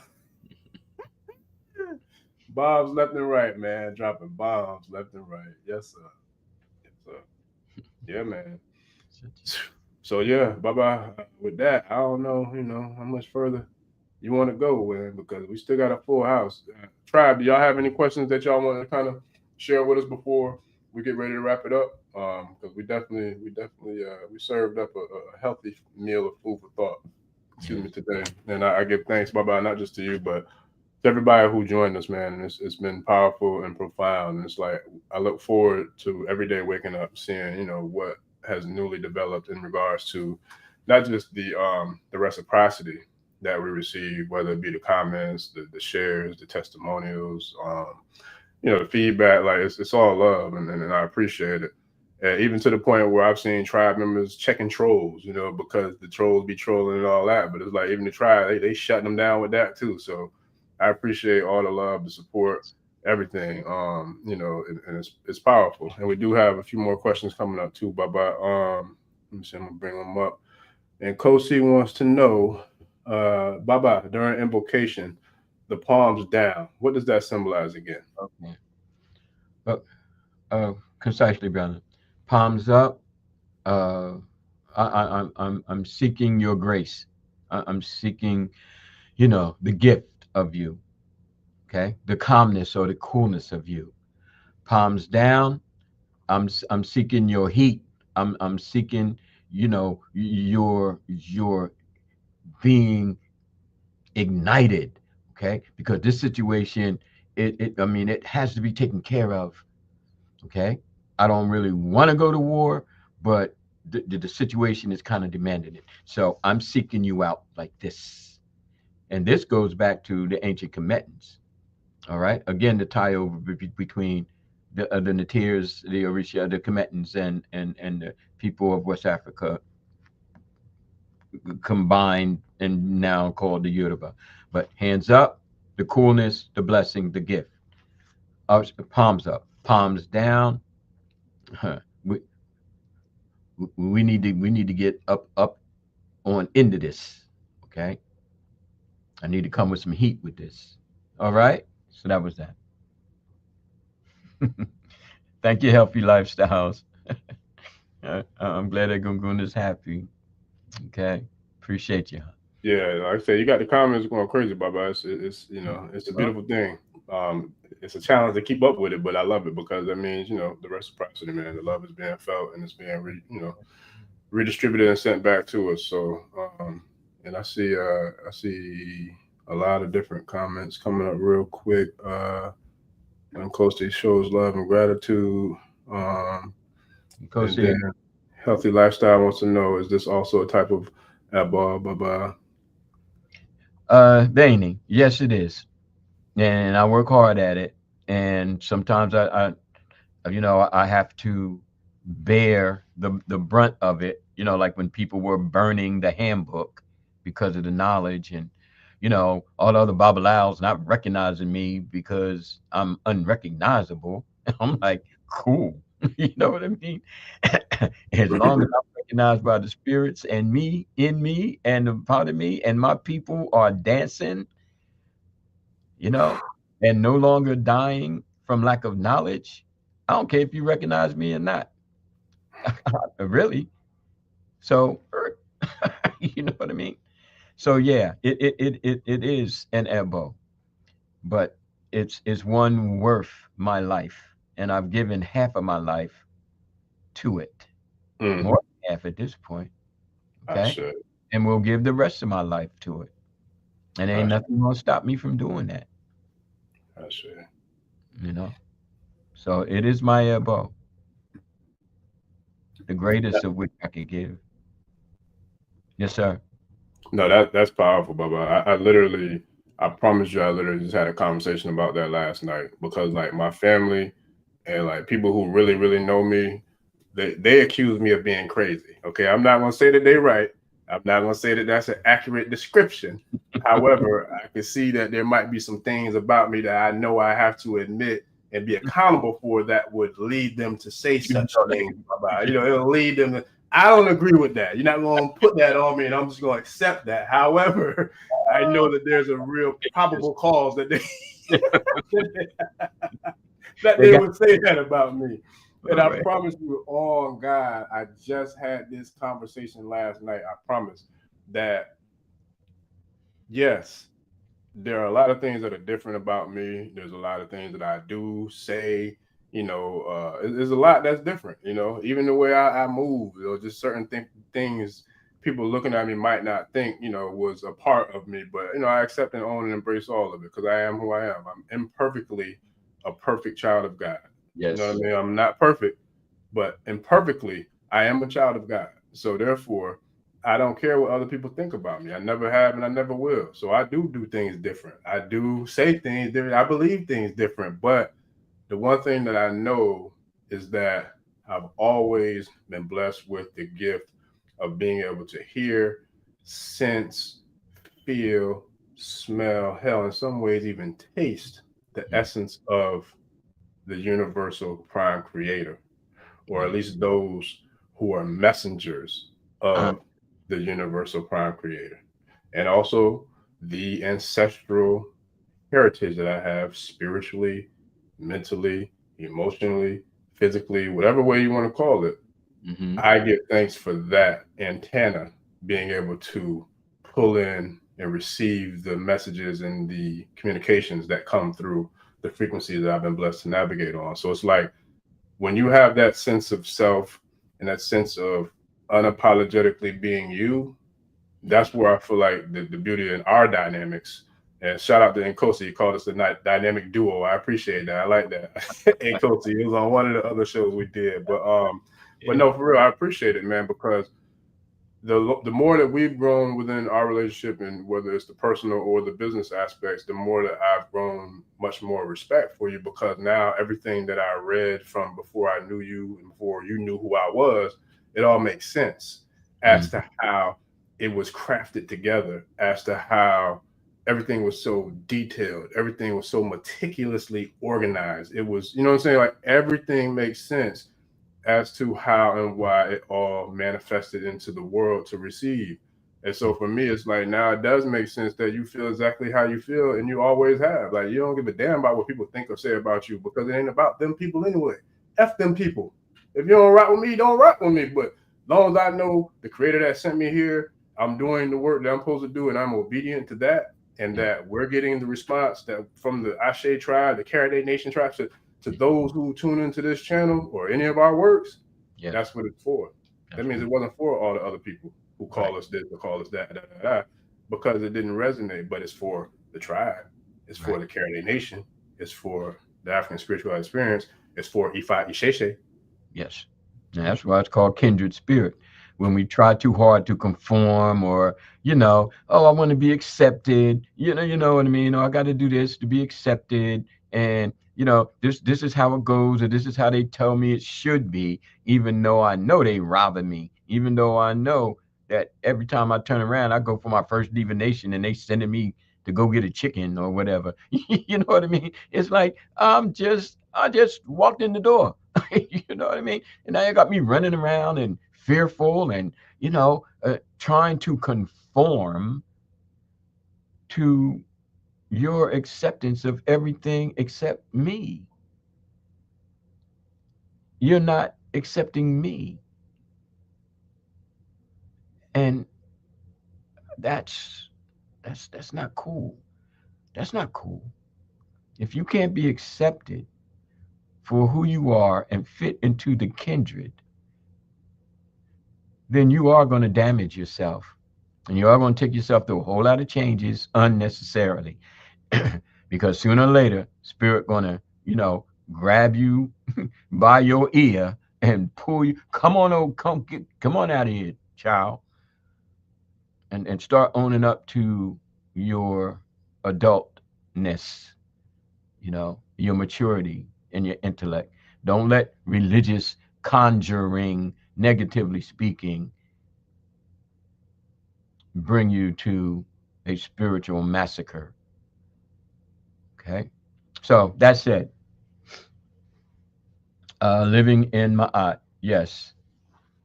Balance and reciprocity. We do got two quick questions. Baba, do we got time to get two more real quick? I got all night, brother. Listen, I don't know why I asked that question, but I had to. So we do got two questions. Chiquita asks, do you believe in lineage within the spiritual domain itself? I would have to say yes, I do, because that's how it is. If the lineage of the spiritual teacher, for example, has the influence on those who embrace the teacher, be that teacher Orunmila as a prophet figure, okay, and those who were initiated in the name of Orunmila for the past 2,000 years, then I would have to say, and I have to say through a vague sense of experiencing, that when I call upon the names of my initiators, that I'm also calling on the name of those who initiated them, and I'm also calling on the names of those who initiated them, who initiated them. You understand? Right on back to the first of Orunmila's initiates, Akoda and Asheda, Mojuba Akoda, Mojuba Asheda, okay? Then spiritual lineage within that domain has to exist. And if I am sincere enough and studied enough and developed enough, then I will get messages not only from the teachers of that spiritual lineage within that domain, even if it's ancestral, but also from those who taught them. You see?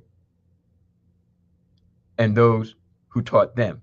And the stronger I become and the more definitive I become, especially as an elder, then the more I can basically decipher, if you will, translate, if you will, the information that comes through. For example, when I sat down and wrote these books, it's like I didn't go to school. I tell my students I didn't go to school to be a writer. You understand? I didn't grow in the quote unquote Yoruba culture.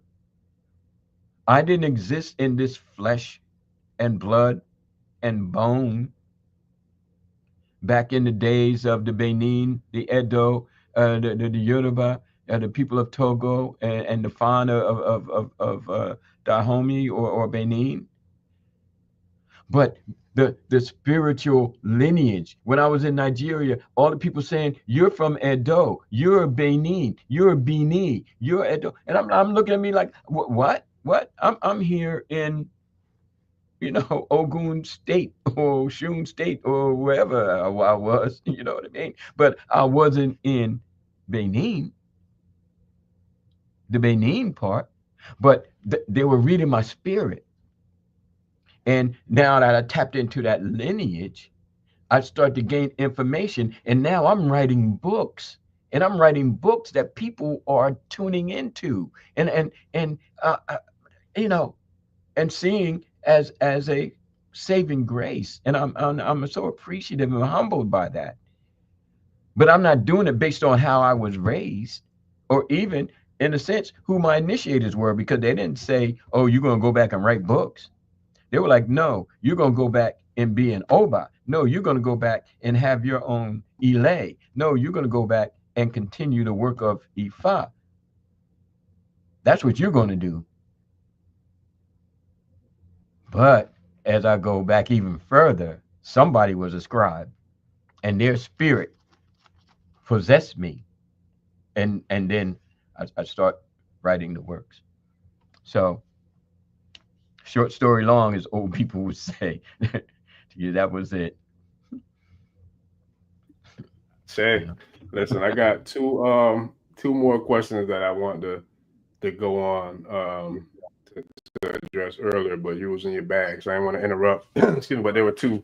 I wouldn't even say questions, but more so comments that I wanted to kind of elaborate on a little bit, because they were both in alignment, not only with each other, but also Mhm. with the vast majority of what we shared tonight was. So one of them was in Kosi, where he said it's only so much the spirits can do without us putting in the effort and works ourselves, so to speak. That's spot on in Kosi, and I'm gonna tell you, I personally know that in several different areas of my life, I've seen how the opportunities that opened up for me, those doors weren't open until a certain level of work that I had put in to myself or my craft or whatever it was I was trying to achieve was done.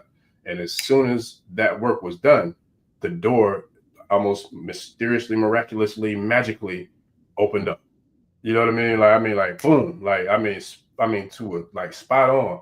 And I've seen that happen in several different ways and phases in my life. Where if I did the work, the universe would then align me with the opportunity to seize whatever it was that I was working towards accomplishing. I've seen it happen several times. So it's like, even when it could look like a blind for those who play spades, and I know this is a day that a lot of families are congregating together. There's probably some good spades games going on. Hopefully we being played in the background while there's a couple of good spades games going on. But let's just say, for those who are really distinguished seasoned spades players, someone who probably getting their face kicked in the game, like, we're just gonna go blind. We're gonna do a blind, and we're gonna get however many books in order to come back and get back into the game. Well, that's where I feel like spirit, even if we go blind, paraphrasing the game of spades that I love dearly, it's a great family gathering game that us of melanated folks like to do when we get together. But I found that when we do the work, somehow, some way, the universe will present us with the opportunity of alignment with whatever it was that we were trying to achieve. And it's like, that's where I think a lot of people get lost in the sauce, is thinking, woe is me, when adversity or challenges or things come that try to block our way or block our path. You know what I mean? So it's like, what I do know also is when we put in the work to still work through it, somehow, some way, those positive light forces, that E-ray will find its way your way, in the process, because you've done the work that I feel like was necessary for us to be able to get to that next level. And it's real. And to the point where Tara has stated earlier that sometimes the help is the actions we need to take before we move on to the next step. And that is spot on as well, because it's pretty much literally what I've seen manifest and unfold in my own life, even to this channel for that matter, being created. Baba and we've been podcasting together for years before Ashe was born, years. And I recall one of the podcasts, Baba challenged me as to saying that we needed a lighthouse. We need a lighthouse. Baba, you remember that? You remember that podcast, right? Yes. And I felt like he didn't say it to me, you know, directly, but he said it on an interview in a podcast we were doing. I personally took it personal. I took it as a challenge. Like, I don't know how the hell I'm gonna figure this out and create this lighthouse. But damn it, if somebody who I look up to and look up at as a master says that this is something that needs to happen and needs to be done, I'm ready to put my boots on and tie them up tight, man, and get to work. You know, put the fatigues on. Let's get it. I'm gonna figure this out because I want him to see this happen. And now the way Spirit will have it, it has happened.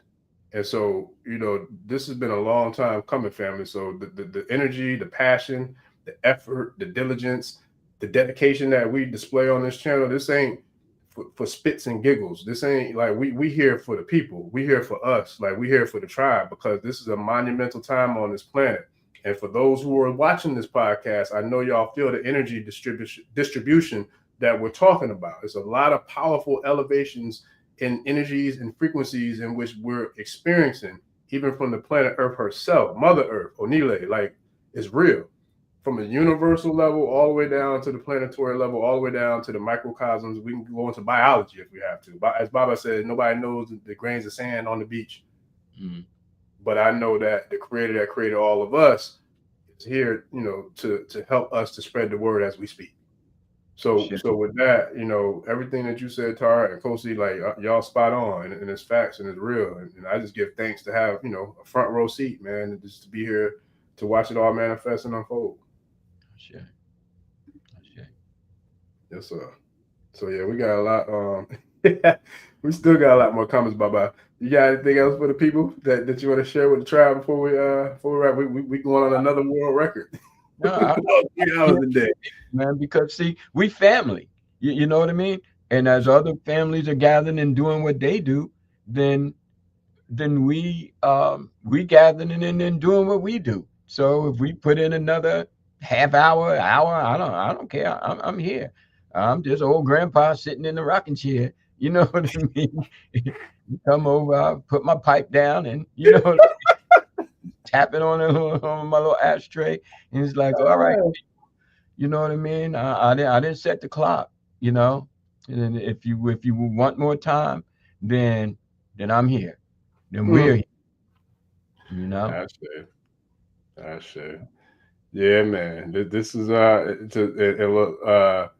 like I said, the comments going crazy. Shout out to everybody really that been in the comments. And then Pacific Dagwood said, "Yep, that's it right there." Yes, sir. That's it right there, buddy. Yes, sir. And we need to make this one of our yearlies. Look, I don't care what day it is. We're here now.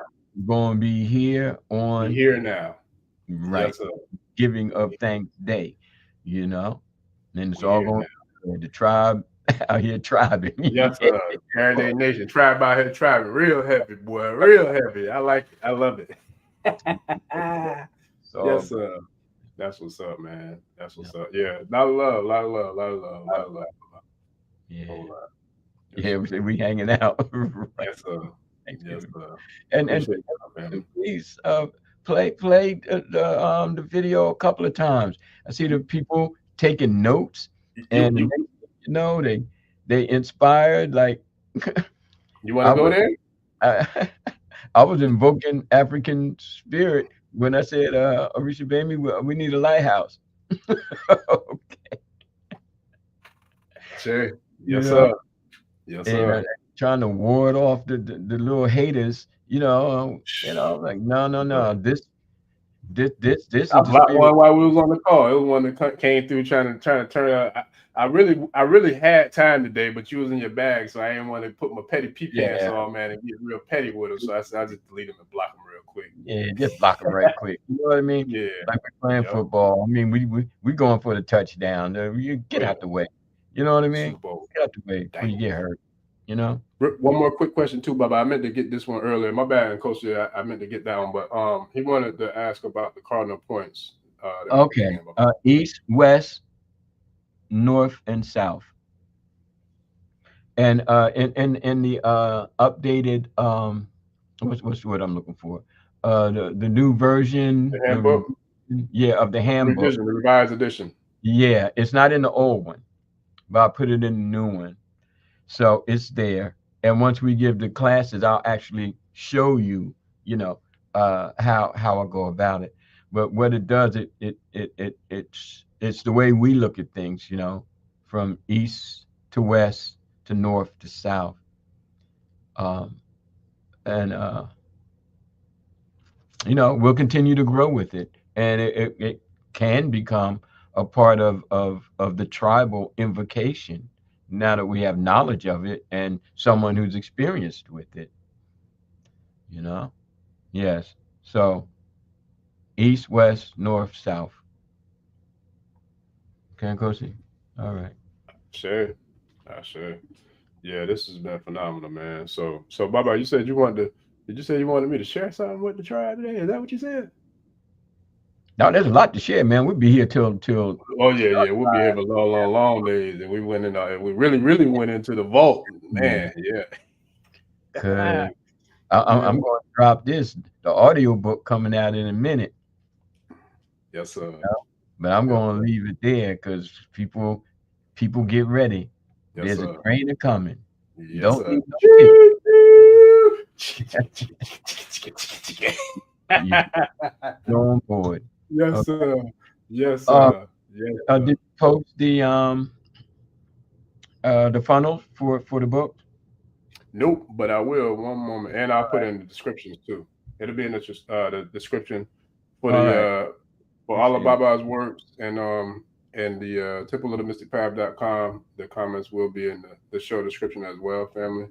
But I'm gonna throw it in the comments here, and then it'll be in the description as well as the channel posts on the actual live stream and when it goes up as an episode as well. So we definitely make that happen, man. We definitely make it happen. And yeah, and we got love and happiness out here. Love and happiness.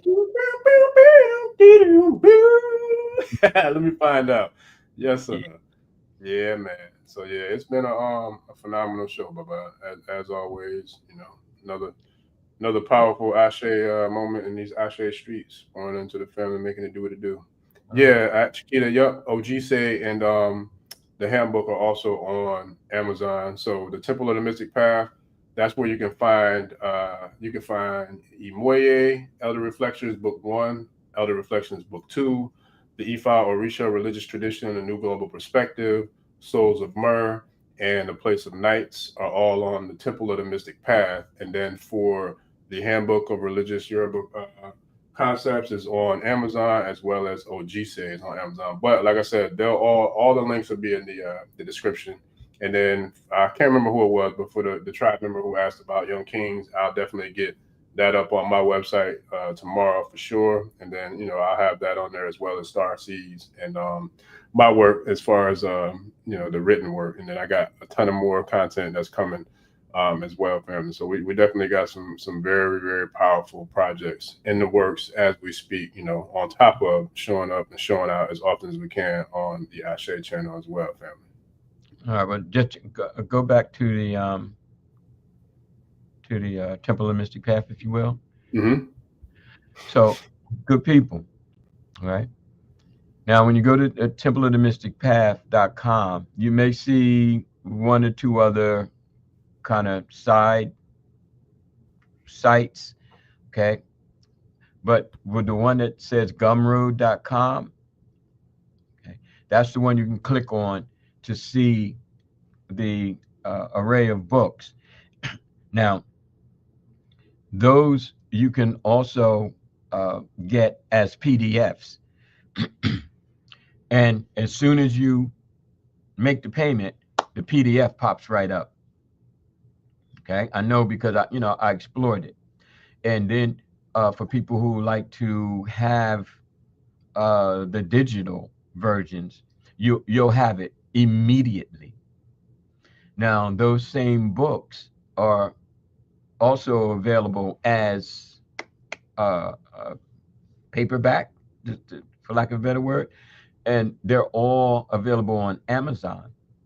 But the PDF versions, those are the ones that are available on the Temple of the Mystic Path.com. Again, for people who like to have it on screen. I've noticed there's quite a few people, especially these days, who like the technology, and of course, I encourage you to share. I encourage you to have questions, and as the author, uh, I can give you insights that will help the understanding.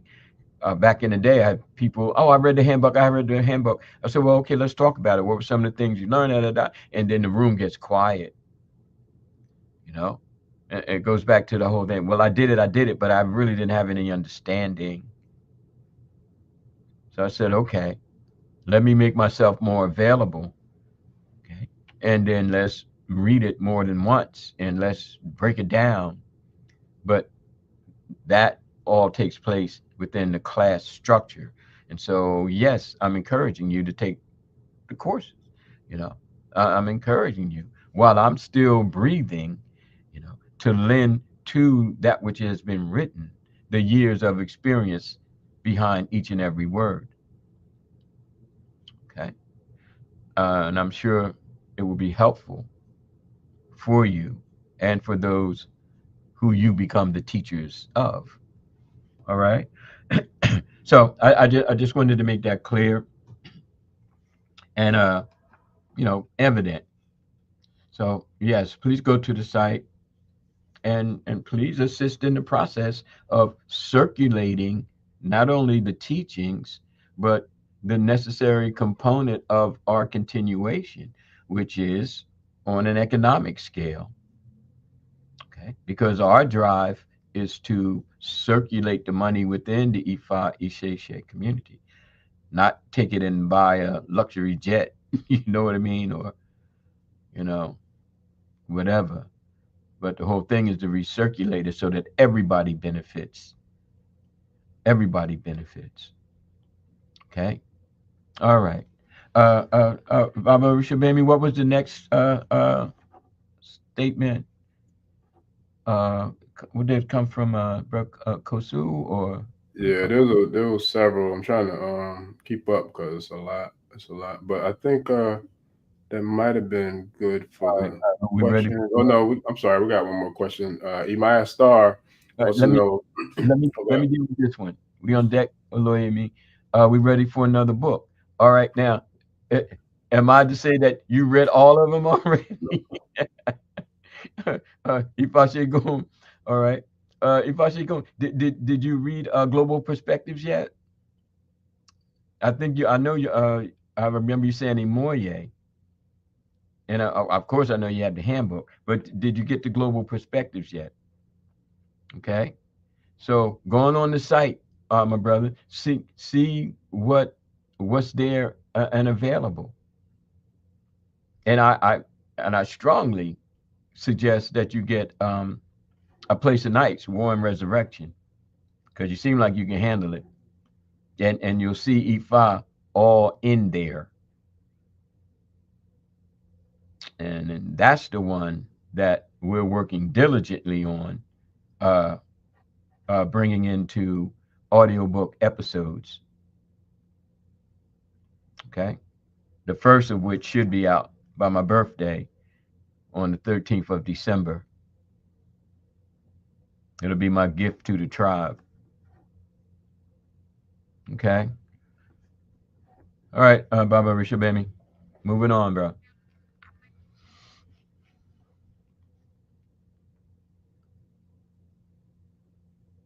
Still working it out. All right. So,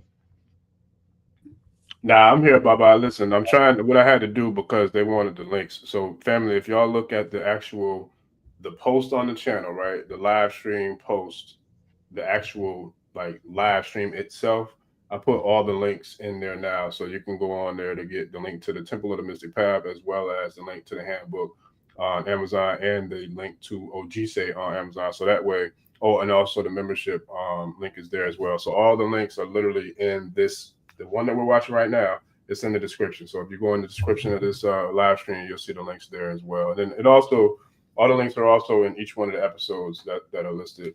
Anytime you see me and Baba Karade together, all his links are in those descriptions. and I'll make sure that I got every single episode that we do. We put it in there. But yeah, let me see. Okay, did I get this one yet? What day is Oshun Day, Emoja, etc. Now there's variations to that. So, Baba, Yeah. I'll let you get down, Baba. Yeah. Well, I don't have any. I don't really have anything to say about it because, um, it literally comes down to whatever day you make it. You know. Now there are Ojos of the 7-day week. Okay. Then there are Ojos of the 4-day week, and then if you're coming from the syncretism, you have the the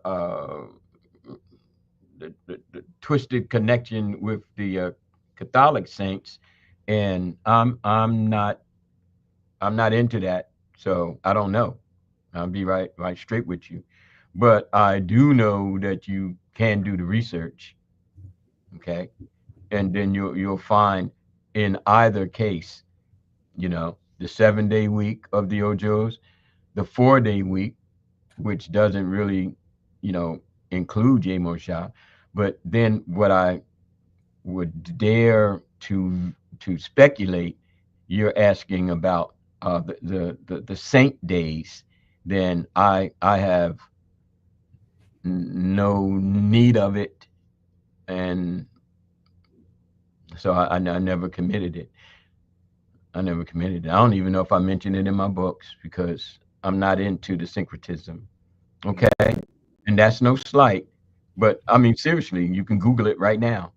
You know, Yeah, if that's what you're into. Okay, moving on.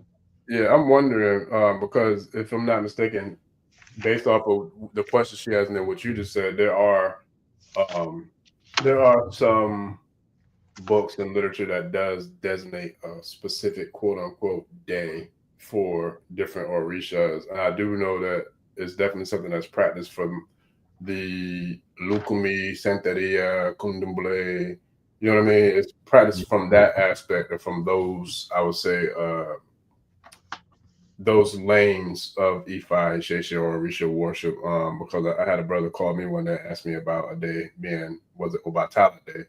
And I was basing it off of the traditional 4-day Oshe Ifa calendar. But what he was speaking on was it was the actual day that, like you said, that's connected to the like syncretism to the Catholic deities of saints and the Santeria, the Lukumi traditions. So it's a little different with Ifa Isese. I can't find Miss Star.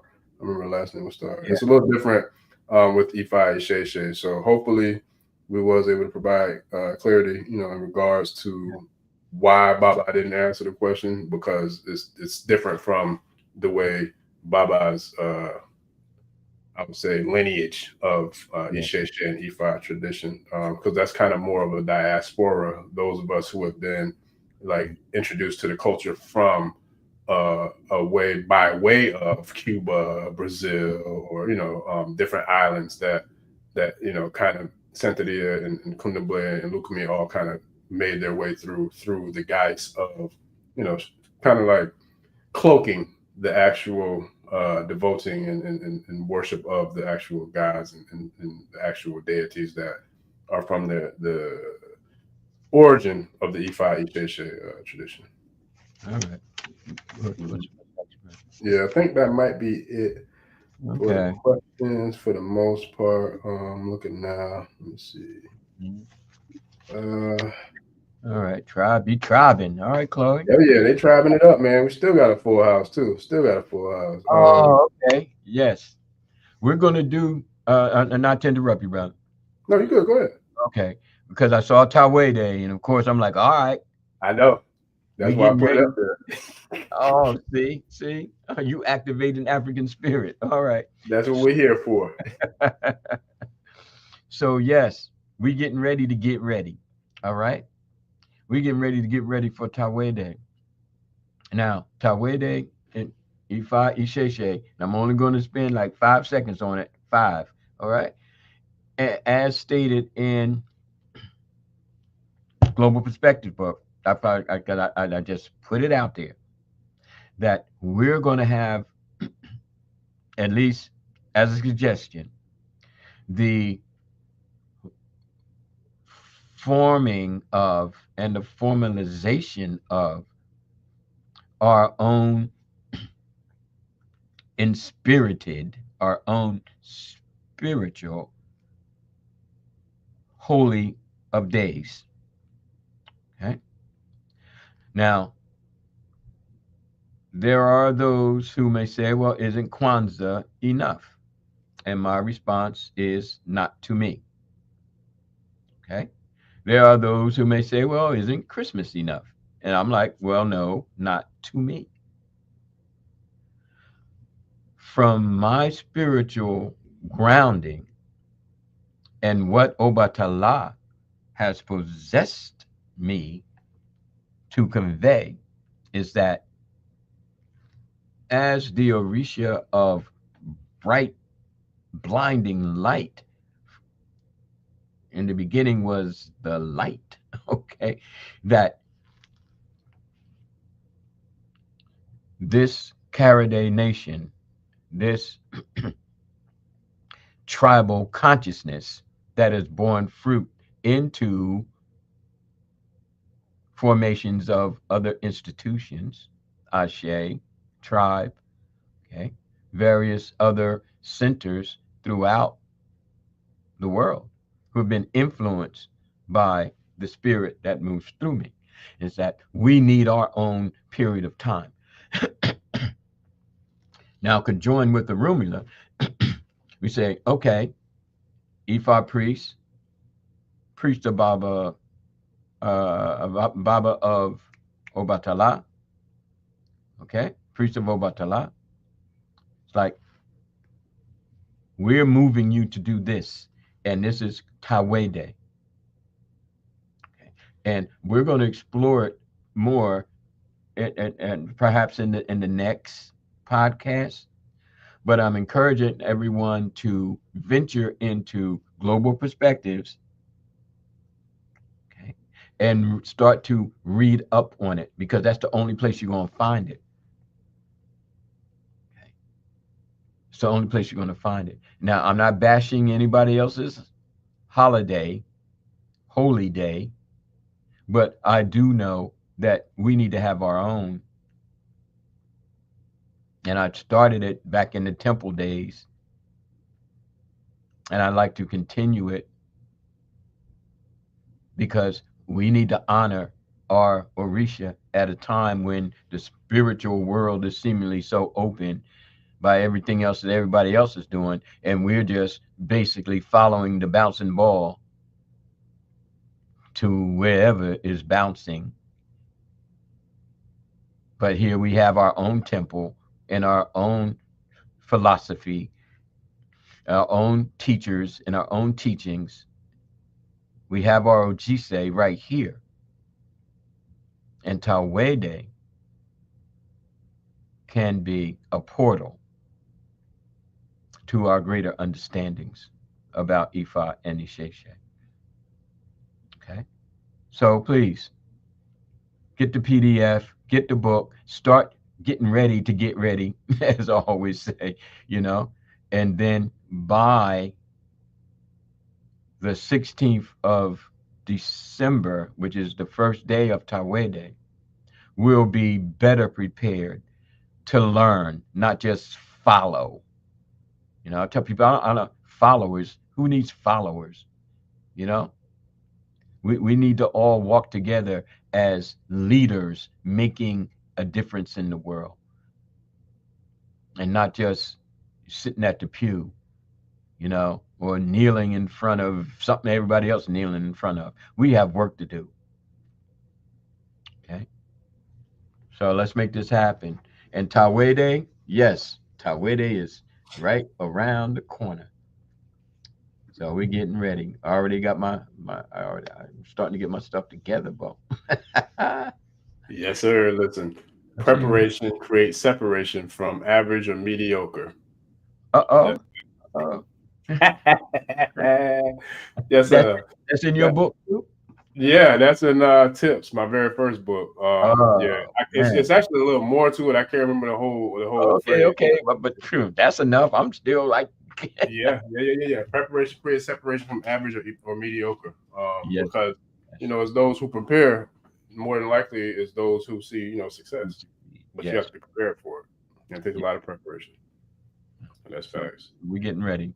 Yes, sir. So we got the tribe in full effect, man, all the way through 3 hours plus. Look, 316, man, 3 hours and the 16 Right, major do. right. We made it do what it do. Look, Yeah. Ifa Segun, he said, Baba Richard Bimmer, y'all stay on the NBA Jam, fan. Yes, sir. We turn it up, man. We lighting it up, turning it up, ducking all over the place. Oh, he's on fire. Yes, sir. But nah, it was Yeah. phenomenal experience, Baba, as I knew it would be. And shout out to the tribe, man. They still here, man. Everybody still got a full house, man, packed house. But real quick, since we throwing little hints out there, little snippets, little commercials, baby commercials. I'm Who working doing on doing. Yeah, you doing that? You know who doing that? that? Listen, you know who doing that. But yeah, I love it, man. I love it. So we probably I'm working on doing another live stream tomorrow. I want to set something up, but I haven't got. I had it locked in earlier. I reached out today to double confirm, so I don't really want to share it just yet. But keep an eye on the channel, and if you see anything in the community tab, a link, or if you see that you get the alert and the notifications for a live stream tomorrow, you'll know. But either way, hell, I don't know. I'll talk to Baba after we get off. Maybe me and him might do another one. But the other one was with the community, the people who have joined the community. Y'all saw the episode with Baba Mukasa Dada, who was one of the original founding fathers of the Black Panther Party. That video was made exclusive because of the nature of the content in which he was speaking the truth. We have to kind of safeguard that in regards to how we don't want to get the channel, the Ashe flag, based upon the information, because I've been dealing with that on multiple other platforms, not this one but other ones, and I don't want to deal with it on this one. So that is the main one of the reasons why Baba and I kind of promote joining the community, the private community, because the access to a lot of stuff that won't see the actual channel, especially when it comes to the training sessions, but more so the raw truth, and authenticity of the information that's being shared. So, but for those who have seen it, those who are members, I wanted to get Baba on for a Q&A tomorrow, Baba Mukasa Dada, in regards to his experience with that. But either way, we'll make it happen if it's tomorrow or not. And then I'll get with Baba Karade and the OG say and see about when we can do another one. I know for sure to answer Nkosi's question, we will definitely have the next training session this weekend. Me and Baba haven't aligned our schedules yet, but I'm thinking it's going to be Saturday or Sunday, depending on how we can line up our schedules to make that happen. But either way, it will be this weekend. And I'll post that as soon as it's as soon as it's locked in with me and Baba. I'll post a link to the Zoom for y'all to check it out, man, and be ready to make it happen and make it do what it do, baby. We can make it do what it do, baby. We can make it do what it do. Yes, sir. It says you must have it. Yeah, man, you gotta have it, man. Listen, I got mine. You ain't the only one to keep that. I got mine right here every time. I'm always prepared for notes, man, because Baba, I don't know what's gonna come out of his mouth, and some stuff I never heard before, so I gotta write it down so I can look it up, and stay on to it, stay on top and learn from it. So, but yeah, this was another phenomenal episode, family. I definitely appreciate all y'all, and as always, you could have been anywhere in the world, but y'all came and chose to be here running it up in these Ashe streets with us. So we appreciate y'all. Love, light, peace, blessings, and E-Ray to all those who have came here today. And bye-bye. You got anything else for the family before we get out of here? Just peace and love, brother. Peace and love. All right. And let that be the power. That brings us forth. We can do it peacefully, and we can do it with love. Yes, sir. And together, the spider webs can tie up the lion. Baba, one more time. Can you bring that back for the people in the back? Let me get off. The peace and love, like the webs of the spiders. And when those spiders unite, they can tie up the lion. So nothing is stronger than us when we unite. Nothing is it's more of a destroyer of us when we unite. But what is it that unites us? It's the peace that we have. Peace is powerful. Let's wage peace with one another. Okay? The love we have for one another. The reverence that love encapsulates. So yes, when the spiders unite, their webs can tie up a lion.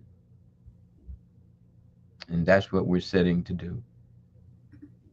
I share, and I'm gonna throw my little freestyle on top of that. Not only is the webs of the spiders thrown at the top of the line, but the light of the Ashe shines bright enough to eliminate all of the lying that has been going on out there in regards to the reality of this thing that we call life. So, we're shining enough light and truth on the falsehoods.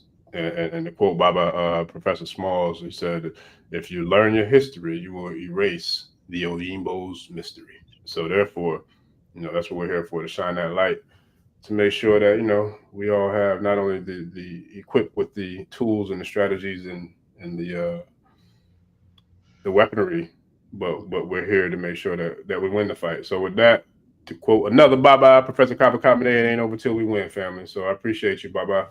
I appreciate the Ashe tribe, man. Y'all came in and did what y'all do. We definitely appreciate all the love, support.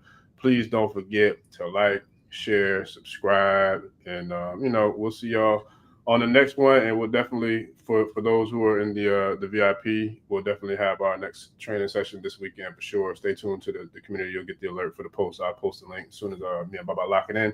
And then for the rest of the tribe, we appreciate y'all for joining us. The love, the reciprocity is phenomenal, man. And that's why we do what we do, and we appreciate y'all. So with that, we're going to make it do what it do, babe. And we are out. So please like, share, subscribe, and we'll see y'all in the next one. Family, we out. Peace. Odabo. Odabo. Odabo.